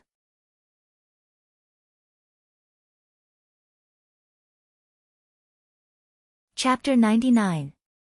Wuming thought and walked in a random direction. After a while, Wuming saw a small town through the forest. As the name implied, the town was not large. It was the kind of town that could be seen at a glance. Moreover, Wu Ming also found a lot of magical power in the center of the town. Obviously there was a small spiritual vein. Although it was not a lot for Wu Ming, it was likely to be a gathering place for a human family. Enchantments? Wu Ming clearly sensed that there were multiple enchantments in this town.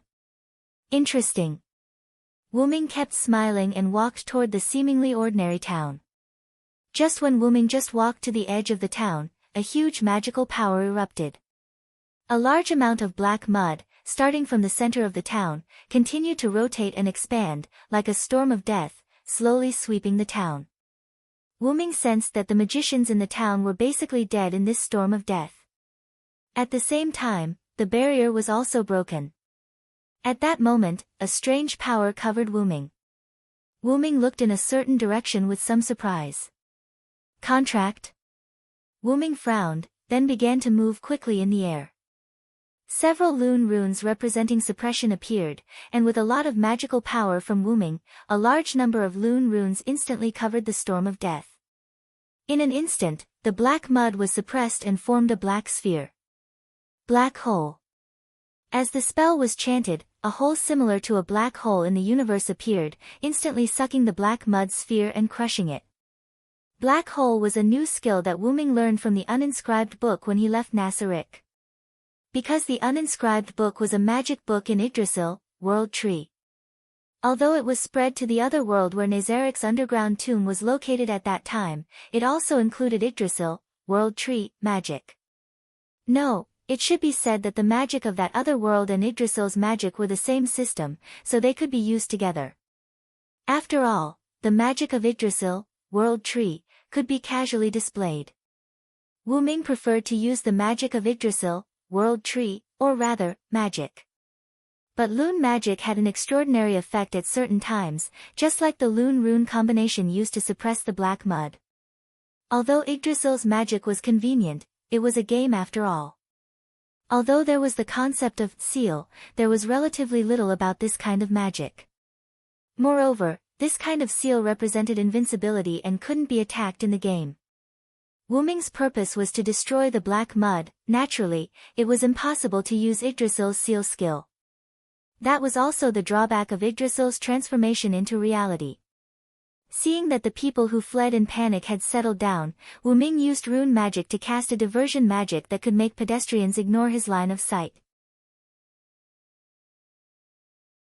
Then, when the police set up obstacles to block him, he walked into the inverted semicircular hole destroyed by the black mud. Because Wu Ming was just contracted by someone. Moreover, Wu Ming felt the essence of the mysterious power, which was the wish-granting machine in the hand of his main body, the Holy Grail. After passing through a forest, Wu Ming saw a broken cabin on the edge of the big hole. There was also a little girl of 5 or 6 years old in the cabin. Wu Ming frowned a little. First, because his master was such a young child. Although he didn't know why he was contracted, it was too cruel to let such a young child participate in the Holy Grail War. Second, because Wu Ming saw that the little girl didn't have a smile on her face. No, it should be expressionless, like a puppet. I hope she's not a sacrifice of some magician family, Wu Ming thought to himself. At that moment, half of the cabin had been destroyed. Even if Wu Ming's clairvoyance skill was useless, Wu Ming knew that the cabin could collapse in an instant. At that moment, a little boy who looked to be about 11 or 12 years old ran over from the forest, but the little boy's mind seemed to be still immersed in the big hole in front of him that had a large piece dug out. Perhaps it was because of Wu Ming, the guy in strange clothes. The little boy quickly looked at Wu Ming. Gotcha. However, at that moment, the cabin seemed to have reached its limit. With a gotcha, it began to collapse. The little boy also saw the little girl in the cabin, but because he was focused on Wu Ming just now, the little boy didn't react in time. At that moment, the cabin had begun to collapse. Danger! The little boy yelled and ran to the cabin. But the little boy's speed was still too slow, and there was no time for him to run over. High-order transmission. At that moment, with a spell, Wu Ming instantly appeared beside the little girl. The little girl seemed to have just reacted. She tilted her head and unconsciously opened her mouth as she stared blankly at Wu Ming. Wuming instantly picked up the little girl, chanted the spell again, and appeared in the same place. At that moment, the cabin completely collapsed, and the little boy who was running to the cabin also stopped. "Is this magic?" the little boy said with some surprise. Wuming glanced at the little boy with a smile, then smiled at the little girl in his arms and said, "Are you okay, master?" The little girl looked at Wuming with some doubts. She didn't seem to understand the word master. Then she shook her head and said, "Other than my mother, this is the first time someone hugged me." Wuming smiled. Even if the little girl was a victim of the magician family, she was a pure child who was not contaminated by the magician. "So, how about this hug?" Wuming asked the little girl with a gentle smile. The little girl grabbed Wuming's clothes, rubbed it, and said after a while, "It's very warm." Wuming's smile was even brighter, touched the little girl's head, and said, "So, how about sleeping for a while?" Wuming began to release his sacred aura. The little girl looked at Wuming, nodded her head, lay in Wuming's arms, and began to sleep. From the perspective of the little boy next to him, the big brother in front of him was exuding a faint golden halo, and the little boy was also affected by this halo. At this moment, he felt sleepy. Wuming's caster-level skill, Sacred Aura A, was not simply the ability to bewitch people, he also had this similar effect to warm the atmosphere, make people sleepy, act as a heat source, dispel evil, repair, and other similar effects. At this moment, Wuming was using the warm effect to make people sleepy, and the golden halo was because Wuming didn't deliberately hide it. After all, the little boy in front of him knew magic, and he also saw a series of miraculous actions, so there was no need to hide it at all. For the sake of the little boy who knew how to help others, Wuming had a good impression of him. At this moment, an uncle who was about 30 years old rushed to the little boy at an unimaginable speed, grabbed him, and then began to retreat at a speed that ordinary people couldn't reach. However, that was a speed that ordinary people couldn't reach.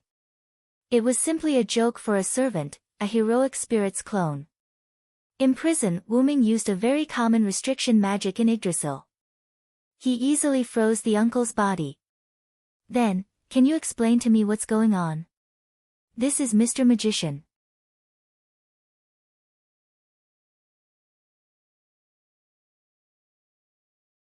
Chapter 100.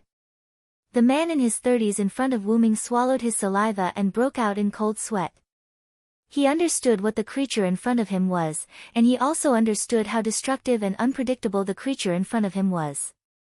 Not to mention whether his origin bomb could affect it, but if it didn't, it would be troublesome.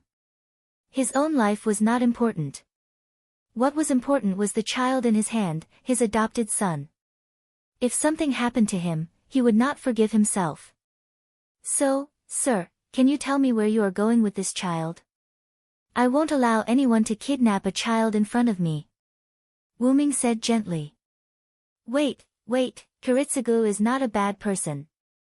The little boy who was grabbed by Chia-si, who was already immobilized, said weakly. No matter what, the little boy also knew the existence of magic. For the situation that happened at this moment, the little boy was not very worried. After hearing the little boy's words, Wuming instantly understood. The man who was immobilized by him should be with the little boy. The man should know the identity of Wuming, or the creature called servant. "I see, then how many Holy Grail Wars is it now?" Wuming said gently. "The 4th Holy Grail War, but it's over." The man looked at Wuming cautiously and suspiciously. Wuming also knew what he was wondering. The Holy Grail War was over, but his servants still existed, so he had to be cautious. "So that's how it is. I was too rash. I apologize to all of you here," Wuming said and lifted the immobilizing spell on the man. The man breathed a sigh of relief, then looked at Wuming and the little girl in his arms, and then took the little boy to the remaining house near the big hole. It seemed that he wanted to collect information. Wuming didn't care about the impolite man. Wuming pointed on the ground, and a simple house appeared there. Because Wuming had the power provided by Yggdrasil and Baba, he could slightly control the wood element. The main purpose of building this house was to give his little master a place to rest for a short time. Wyrm took out a piece of cloth and put it on the wooden bed as a sheet, then he settled his little master, took out another piece of cloth, and covered her body. Then Wyrm snapped his fingers, and a warm atmosphere filled the room. Wyrm looked at the cup-shaped seal in his little master's hand and sighed. Wyrm almost guessed that his little master's family probably died in this disaster. When Wyrm came to the big hole, he released his magical power. After exploring, except for his little master and the father and son, there were no other humanoid life forms nearby. Wyrm left the room and gently closed the door. Then Wyrm gently jumped on the roof and sat down. Wyrm knew that the father and son just now would definitely come to him again. Wyrm didn't believe that the magician would come to this town that just suffered a disaster. In this way, Wyrm began to meditate. On the other side, Amiya Kiritsugu and Shiro Amiya, the father and son Wyrm met just now. At this moment, they were investigating the magician's family. I see, this is the godchild, the Shitsuki family's secret. The uncle Amiya Kiritsugu looked at the ancient document in his hand with slight excitement. It was written that the Shitsuki family's girl was a natural holy grail after birth, able to fulfill wishes without any cost. This power would only disappear when the girl grew to the age of 7. This kind of girl was called the godchild. Godchild would subconsciously fulfill the wishes of the people around her. In order to not let the children of the Shitsuki family be overwhelmed by these wishes, every time a girl of the Shitsuki family was born, the Shitsuki family would set up a barrier for the godchild. In the barrier, no one except the mother could enter. Godchild would stay in the barrier until she was 7 years old. After that, the godchild's power would disappear. Only then would she be allowed to come out of the barrier. In this case, the girl would explain the disappearance of 7 years on the grounds of treating a disease or being adopted by a relative. Kiritsugu, it says here, this generation's godchild, if the wish machine wants to fulfill the wish of saving the world, her soul will be imprisoned by the world forever. Shiro Amiya was a little surprised. After all, the soul would be imprisoned by the world forever. He really couldn't imagine how painful it would be. Ah, yes.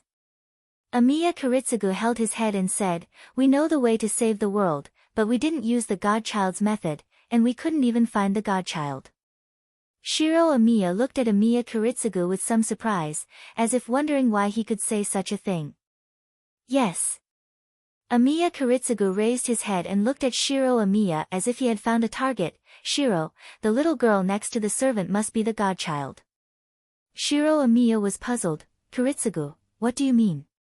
Find it, negotiate with it, and first find out what its real name is. Amiya Kiritsugu stood up and walked out of the room. Shiro Amiya also put down the book and quickly ran out. Remember, Shiro, the servant is a degraded version of the heroic spirit. Every heroic spirit was once a hero. The so-called hero is the kind of guy who has no feelings of ordinary people. They are all tools of heroic beliefs. Except for the command curse, nothing can control them. Kiritsugu looked at the wooden house that appeared out of thin air and continued to say to Shiro Amiya, from the series of actions just now, it can be seen that he is the kind of servant with the order attribute who will not kill for no reason. Generally, as long as you don't touch their taboo, you will be fine. Shiro Amiya looked at Amiya Kiritsugu, looked at his somewhat scary eyes, and nodded. Wyrm opened his eyes and looked at the father and son who came to this side and smiled. Then, Wyrm, Amiya Kiritsugu, and Shiro Amiya exchanged names. Then, Wyrm learned about the situation of his master from Amiya Kiritsugu. Oh, godchild. Wyrm thought. Amiya Kiritsugu and Shiro Amiya stood opposite Wyrm. Yes, in order to protect the last orphan of the Shitsuki family, we want to protect her. Even if you are a servant and have been instilled with the knowledge of this era, you can't better protect her in human society. How about we cooperate? Amiya Kiritsugu looked at Wyrm with a blank expression. Wyrm laughed. I'm sorry, I didn't mean to laugh at you. For magicians, My master is a rare universal wishing machine. I really can't think of anyone who wants to protect her. Then, Wuming looked at Amiya Kuritsugu, who was still calm, and Shiro Amiya, who was looking at Amiya Kuritsugu with a worried face, and said, "Well, then I accept your protection. I hope you don't let me lose hope, Amiya Kuritsugu-san." Wuming stretched out his hand and expressed a happy cooperation. "Ah, happy working with you, Wumian."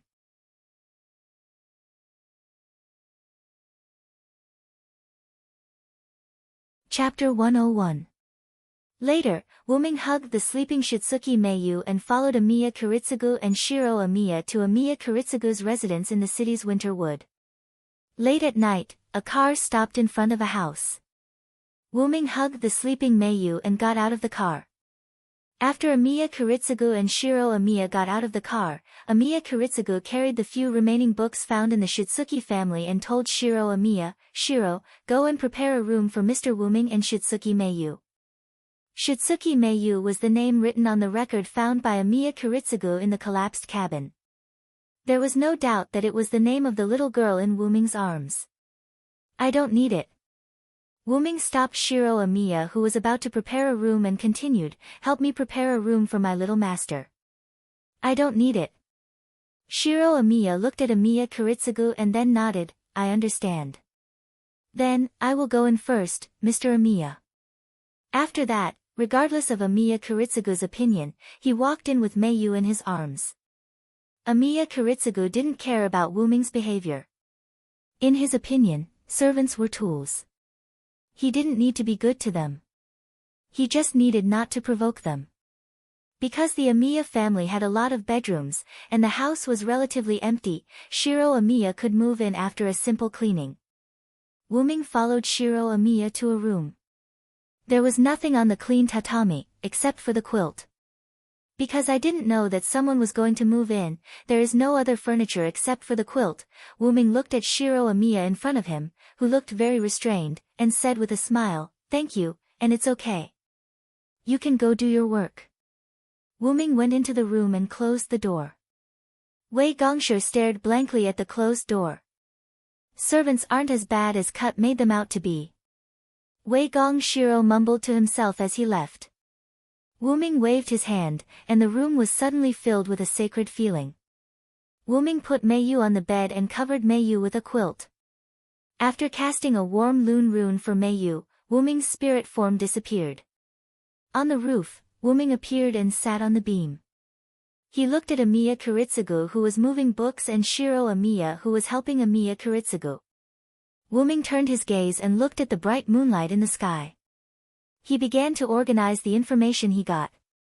First, the contract between Wuming and Meiyu was not initiated by Meiyu, but after the enchantment was destroyed, the people's desire to be saved was conveyed to Meiyu. It happened that Wuming, a servant, was nearby, so Meiyu passively signed a contract with Wuming. In fact, even if there was no contract, Wuming would have erased the Black Storm mud. Not only because Wuming promised Jemwing Zelik that he would do his best to save the world, but also because of Wuming's own will. As a former human, Wuming didn't want to see a disaster happen. If possible, Wuming would still help humans. And Wuming didn't play any word games. Whether it was to protect the world, or save the world, Wuming would do it. Second, the Fourth Holy Grail War in this world ended not long ago. According to Amiya Kuritsugu, the Fourth Holy Grail War had ended almost 5 years ago. Amiya Kuritsugu was not a participant in the Fourth Holy Grail War, but Amiya Kuritsugu was a good friend of one of the masters. According to Amiya Kuritsugu, 2 of the 3 masters who held the Holy Grail War had died, including his good friend. At the end of the Fourth Holy Grail War, the Winter Wood, which was located at the place where the Holy Grail War was held, suffered a large-scale destruction. Shiro Amiya was Amiya Kuritsugu's adopted son in that war. Moreover, this world had been prophesied that humans would eventually be destroyed. Destruction, will it be because of this world? Is my little master the human who has many connections with the heroic spirits? Wuming thought. After thinking for a moment, Wuming shook his head, and his spirit form disappeared. Just like that, Wuming's first night in this world passed. The next morning, before dawn, the people of Winterwood City were still asleep. Wuming appeared in the courtyard in his spirit form and stretched. Sure enough, the body that is used to sleep is not adapted to the body in spirit form. That's right, Wuming was not dead after all, he was a different kind of heroic spirit. In addition, Wuming had lived a normal human life in France. In other words, every night, Wuming would go to bed and sleep. Although Wuming could not sleep as a servant, it was a bit difficult for a servant who was used to sleeping. Therefore, Wuming directly removed his spirit form.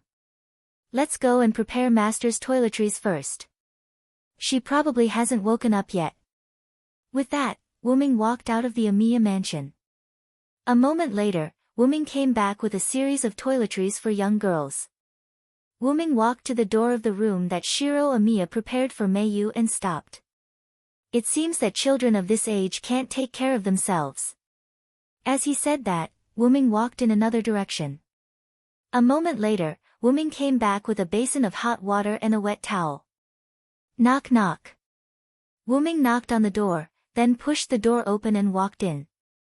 In this room full of sacred atmosphere, Meiyu sat on the bed, the lower half of her body covered with a quilt. Because Meiyu fell asleep after meeting Wuming, Meiyu's clothes were still the same as before. It was a gorgeous dress similar to a witch's costume, and Meiyu had a flower-shaped hair ornament on her head. Masked. Looking at that expressionless face and cold red eyes, Wuming felt a tinge of heartache. Meiyu, why are you awake so early? With that, Wuming walked slowly to Meiyu's side, squatted down, put the things in his hands aside, and looked at Meiyu. Children shouldn't wake up so early, you need to sleep well. Wuming patted Meiyu's head. Meiyu's face showed a hint of confusion, as if she was wondering why he patted her head. I couldn't sleep, so I woke up, Meiyu said after a while. Wuming smiled sweetly at Meiyu. Is that so? Then let's wash up. Then, with Wuming's help, Meiyu successfully finished washing up. Then, Wuming brought Meiyu to the edge outside. Meiyu, sit here for a while, I'll prepare food for you. Meiyu looked at the edge made of wooden planks, then looked at Wuming, and nodded. Meiyu hugged a cloth ball and sat down steadily. Wuming then started to go to the Amiya family's kitchen. But at this moment, Wuming stopped and looked back at Meiyu. Wuming found that Meiyu was just sitting there in a daze. Wuming frowned, and then a loon rune appeared in the air, and a few cute little fairies appeared beside Wuming. This was a loon magic to summon a familiar. Then, the little fairies flew to Meiyu's side. Meiyu looked at the little fairies in surprise, then looked at Wuming. In response, Wuming only smiled. Then, he left the room and went to the kitchen. Seeing Wuming's back disappear around the corner, Meiyu turned her gaze and looked curiously at the cute little fairies, and the corner of her mouth curved up slightly.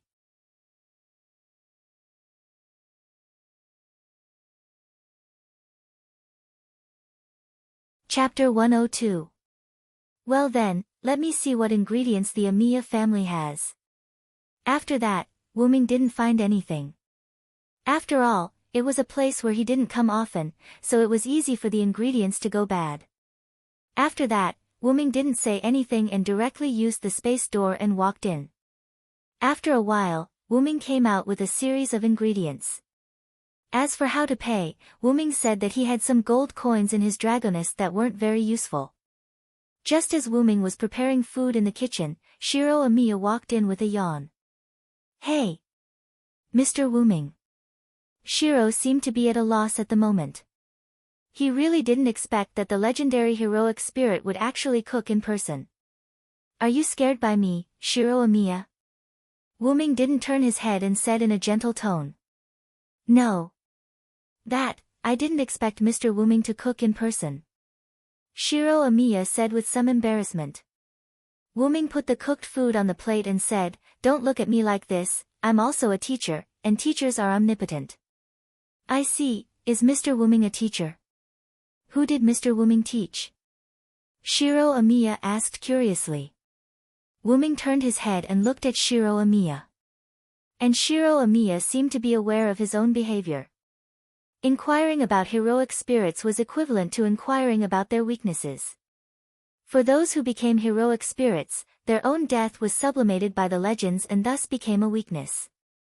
Just like Wuming's previous saber class, Wuming might instantly return to the heroic spirit palace if he used a fire magic spell that was large enough to destroy a servant.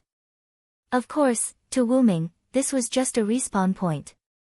But Wuming was a caster at the moment, so Hyunryong wasn't dead, but Hyunryong wasn't needed anymore. Perhaps only a weapon that contained a large amount of human power would be able to harm Wuming. I'm the great sage who taught the hero king, Wuming joked as he walked towards the door with a plate of food.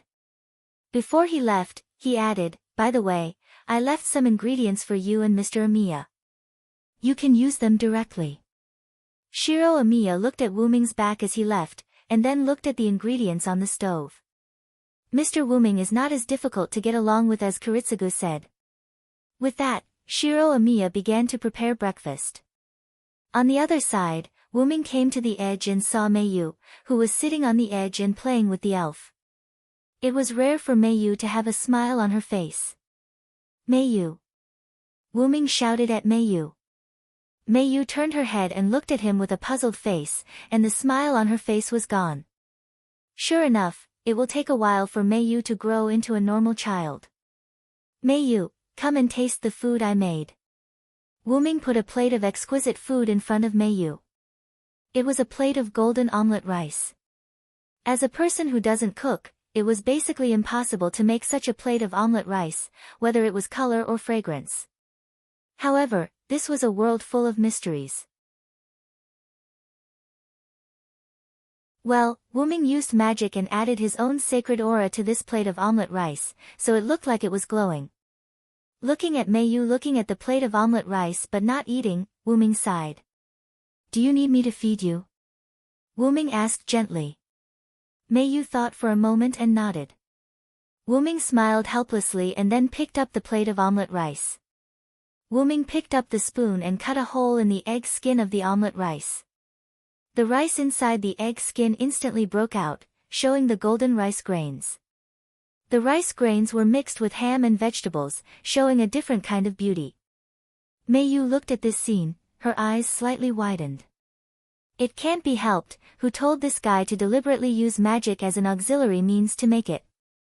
Wuming scooped up a small spoonful of golden rice with meat and vegetables, gently blew on it, and handed it to Meiyu.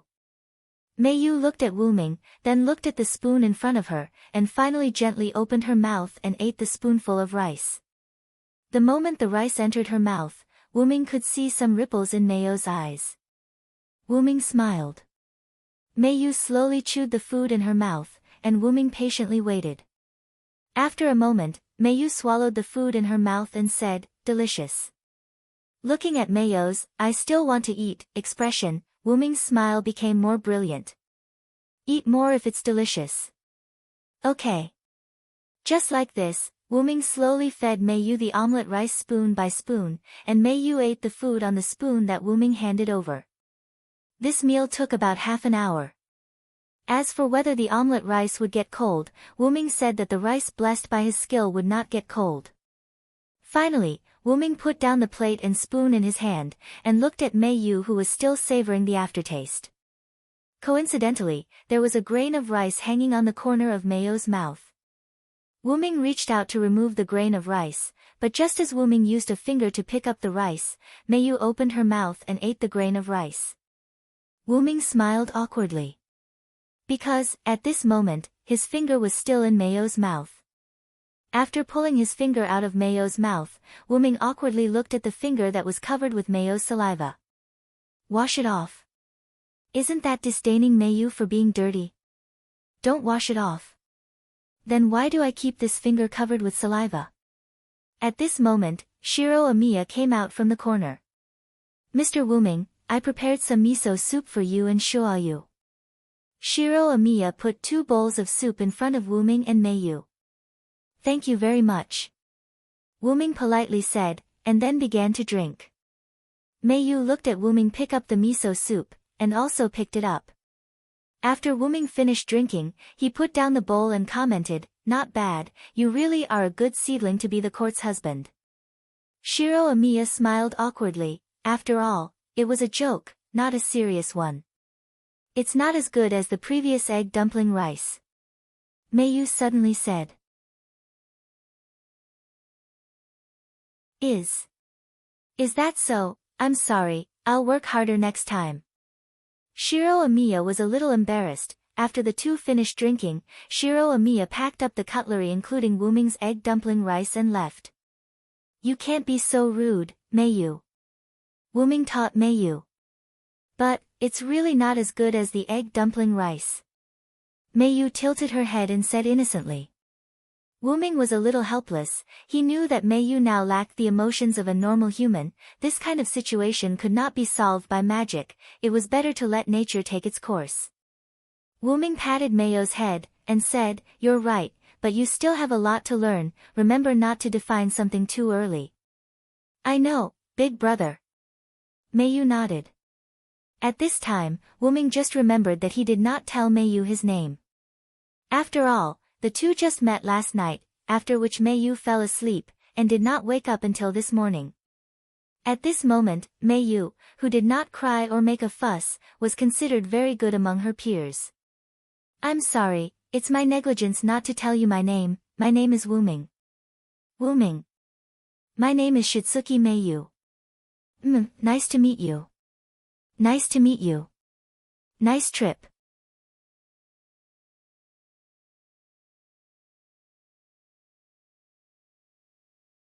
Chapter 103. After breakfast, Wuming was going to take Meiyu out to buy some clothes. At the door, Amiya Kiritsugu came out of the house. "Where are you going to take it?" This seemed to be a very plain sentence, but Wuming heard another meaning. It was as if Wuming wanted to take away Amiya Kiritsugu's water bag in the desert. "I'm going to take my master to buy some clothes." "Mr. Amiya, are you interested in coming together?" Wuming said with a gentle smile. For some reason, Wuming always smiled when he was Hyunryong. Wuming would fake a smile to those who didn't need it, but Wuming would smile from the bottom of his heart to those who needed it. Amiya Kiritsugu didn't speak. After a while, he said, "Can you let Shiro go with us? Shiro hasn't bought new clothes for a long time." Wuming didn't make any objection to this, but looked deeply at Amiya Kiritsugu. Then Wuming said, "Of course, I like children very much." A moment later, Shiro Amiya was called out by Amiya Kiritsugu. "Shiro, you follow them. Buy whatever clothes you want. You haven't bought new clothes for a long time." Amiya Kiritsugu said and handed some money to Shiro Amiya. Shiro Amiya took the money and followed Wuming and Meiyu. After all, Wei Gongshi was wearing a new set of clothes that he had just bought. After Wuming left with Shitsuki Meiyu and Shiro Amiya, Amiya Kiritsugu lit a cigarette. Amiya Kiritsugu exhaled a long smoke. "Hero King. Hyunryong." Amiya Kiritsugu couldn't help but think of the words Shiro Amiya said when he sent him food. "Mr. Wuming just said that he is the Hero King's teacher." "Kiritsugu, do you know the Hero King?" Amiya Kiritsugu quickly finished a cigarette. "If it's really you, then it's really bad."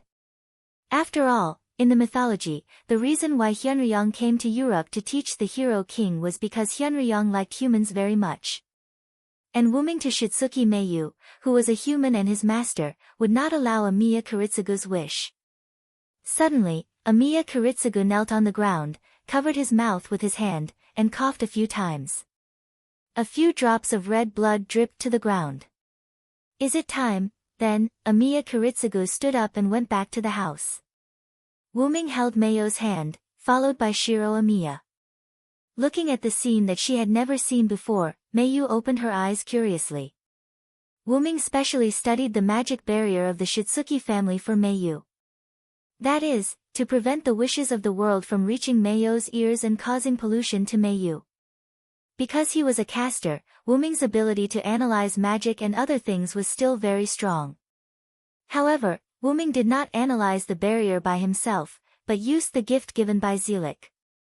Master, after testing, the magic barrier around Miss Mayu is working well at the moment, and it is comparable to the magic barrier of the Shitsuki family.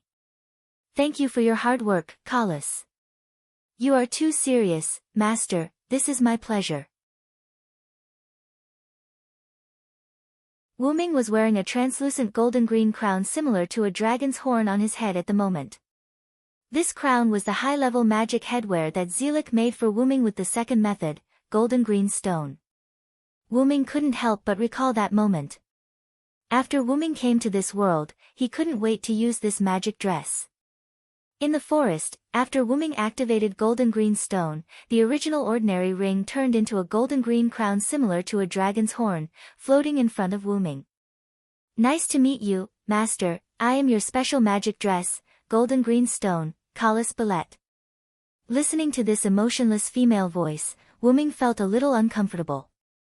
After all, Wuming hoped that the artificial elf in his magic dress could be more lively. After all, Wuming didn't think of using it as a prop, but as a partner. Nice to meet you, can I call you Kalas?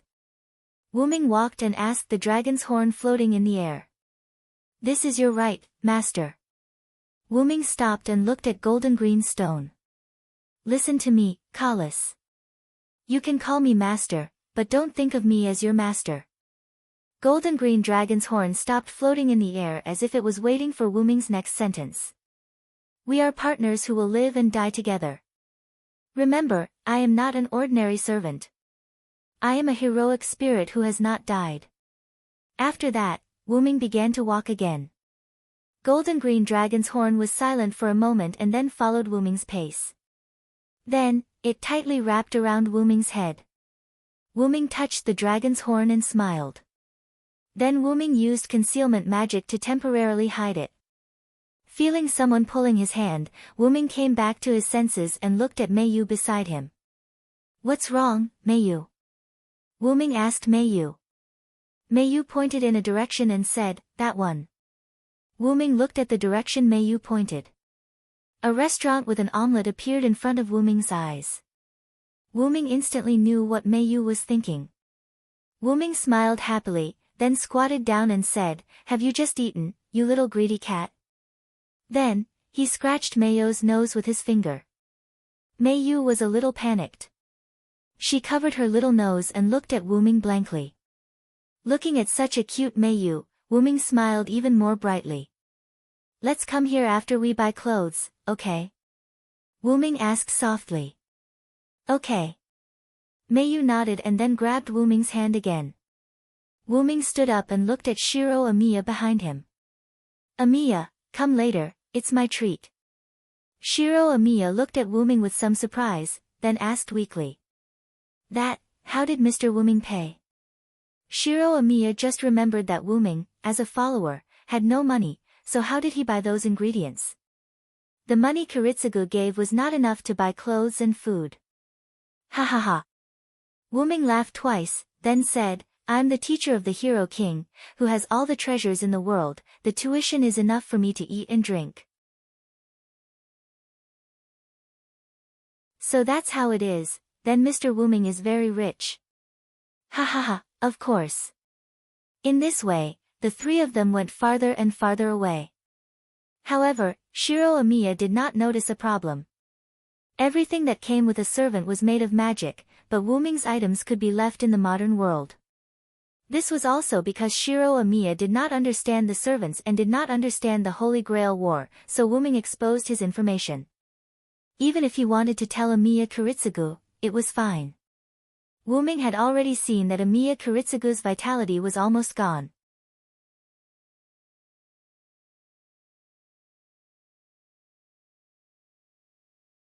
Chapter 104. Wuming brought Mayu and Shiro Amiya out of the department store. The three of them did not have anything in their hands as they were all kept by Wuming in his Dragonist relic. Wuming brought Mayu and Shiro Amiya to the restaurant that they came across earlier. After ordering a portion of omelette each for Mayu and Shiro Amiya, Wuming brought the two of them to a seat. After a while, the waiter served the omelette. Due to Wuming's actions, Shiro Amiya was not reserved around Wuming. He picked up the spoon and said, "I'm going to eat." Then, he began to enjoy the meal. On the other hand, Mayu kept looking at Wuming as if to say, "Why aren't you feeding me yet?" Wuming smiled and shook his head helplessly. Then, he said, "Remember to eat by yourself in the future. Don't always let others feed you." "Okay." Mayu nodded and looked at Wuming with anticipation. Then, Wuming picked up the plate of omelette, picked up the spoon, and cut open the egg. Then, he began to feed her just like how he fed Mayu this morning. Shiro Amiya looked at the heartwarming scene with jealousy in his eyes. "When will you be able to feed me the cub?" Shiro Amiya seemed to have realized something and shook his head frantically. No, I'm going to be a righteous man. How can I let others feed me?" With that thought, he seemed to be motivated and began to eat in big mouthfuls. After Shiro Amiya finished eating, Wuming only fed her half of the omelette. Then, under Shiro Amiya's gaze, Wuming finished feeding her. Wuming picked up a tissue and wiped the corner of Mayo's mouth. Then, he said, "Okay, let's go." "Okay." Mayu said calmly. Then, she added, "This omelette isn't good. It's not as good as yours." Wuming looked at Mayu who wanted to say something. "But, it's very warm." Wuming was silent. As a human who could grow up normally, Wuming could not imagine what Mayu, who was almost 6 years old, had experienced in the past 6 years. She was only allowed to see her mother and live in that small house. She was not allowed to read books or understand the outside world. She was not allowed to have feelings for anyone. She was not allowed to do anything. Although this was for the good of Mayu and the other divine children, it was still a little too cruel. After a while, Wuming picked up Mayu. "Mayu, maybe you don't understand now, but you have to remember that your name is Mayu. You are no longer Shuayu. You don't need to bear any responsibility of the Shitsuki family anymore. Because, I am here." After saying this, Wuming's aura suddenly changed, as if a god had descended. Mayu, who was picked up by Wuming, opened her big red eyes and looked at Wuming. At this moment, Mayo's eyes were slightly moist. Moreover, Mayu seemed to feel the feelings conveyed by Wuming. Then, Mayu lay in Wuming's arms, closed her eyes, and fell asleep. Before Mayu fell asleep, Wuming vaguely heard a sentence, "Thank you." Wuming suppressed his aura, and then Wuming cast a mute magic on Mayu, and said to Shiro Amiya, "Let's go, Shiro Amiya." "Yes. Yes." Shiro Amiya looked at Wuming with some surprise. Now, Shiro Amiya knew why his adoptive father, Amiya Kiritsugu, was so afraid of followers. Soon, Wuming carried the sleeping Mayu, followed by Shiro Amiya, and the 3 people returned to the Amiya mansion. After Wuming settled Mayu, he followed Shiro Amiya to see Amiya Kiritsugu. "As long as I am here, Mayu will not become the Great Holy Grail." After leaving this sentence, Wuming left. Shiro Amiya looked at the gloomy face of Amiya Kiritsugu, and didn't know what to do. Amiya Kiritsugu's face was gloomy. He should have thought that if it was really that Hyunryong, whether it was out of love for humans, or because Mayu was his master, Wuming would protect Mayu. Then, Amiya Kiritsugu spat out a mouthful of blood, and sat on the ground. "Kiritsugu." Shiro Amiya quickly ran to Amiya Kiritsugu's side and helped him up. At this moment, Amiya Kiritsugu's face was even more aged. "Hey! Dad! What's wrong with you?" Shiro Amiya said anxiously. Amiya Kiritsugu shook his head. He knew that his body couldn't take it anymore. He spat out blood because he had finally found a way to save the world, but he was stopped by an invincible person. "Shiro, you must remember our wish." Shiro Amiya looked at the current Amiya Kiritsugu and nodded heavily. On the other side, Wuming returned to Mayo's room. Looking at the still sleeping Mayu, Wuming smiled with relief.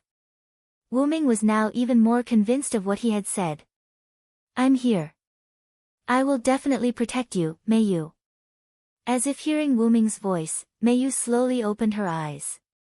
Then, Mayu got up in an instant and threw herself into Wuming's arms, just like a newborn bird throwing itself into its parents' arms. Wuming hugged Mayu, and then Wuming found that Mayu's eyes had turned golden at this moment. Just like himself. Wuming's hair and eyes turned golden because of the high-density divinity brought by his caster rank, Hyunryong. Mayu's original eyes were undoubtedly red, but at this moment, they became the same as Wuming's. Is it the Holy Grail's ability to grant wishes? Wuming thought of Mayu as the Holy Grail, who had the ability to passively grant other people's wishes before the age of 7. Although Wuming had used the emerald to simulate the Shitsuki family's magic barrier, someone as strong as Wuming could still penetrate the magic barrier and convey wishes to Mayu at a very close distance. It turned out to be the case. Is this the reason why I said, I'm here? After all, the Holy Grail was not omnipotent. It could only choose the most appropriate way to grant wishes at present. Perhaps for the judgment of the Holy Grail system, for Mayu, letting Mayu become Wuming's family and be protected by Wuming was the most ideal idea of, no need to bear the responsibility of the Shitsuki family. No wonder Mayu was so tired that she fell asleep. It turned out that the Holy Grail played a role in fulfilling Wuming's wish, which led to Mayu's exhaustion. Well, this is not bad. Then, you are my sister. Please take care of me, Mayu. With that, Wuming put one of his hands that was holding Mayu on Mayu's head and touched it. Well, please take care of me, brother. In this way, the person who Shitsuki Mayu died, the so-called Mayu who was Wuming's sister was born, and a new life began. You're tuning into the Blissful Bookshelf YouTube channel.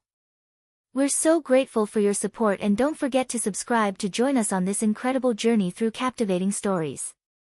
Your generosity through donations truly makes a world of difference, as it's the primary source of revenue that allows me to expand and enhance this channel for you. Thank you from the bottom of my heart for being a part of this adventure.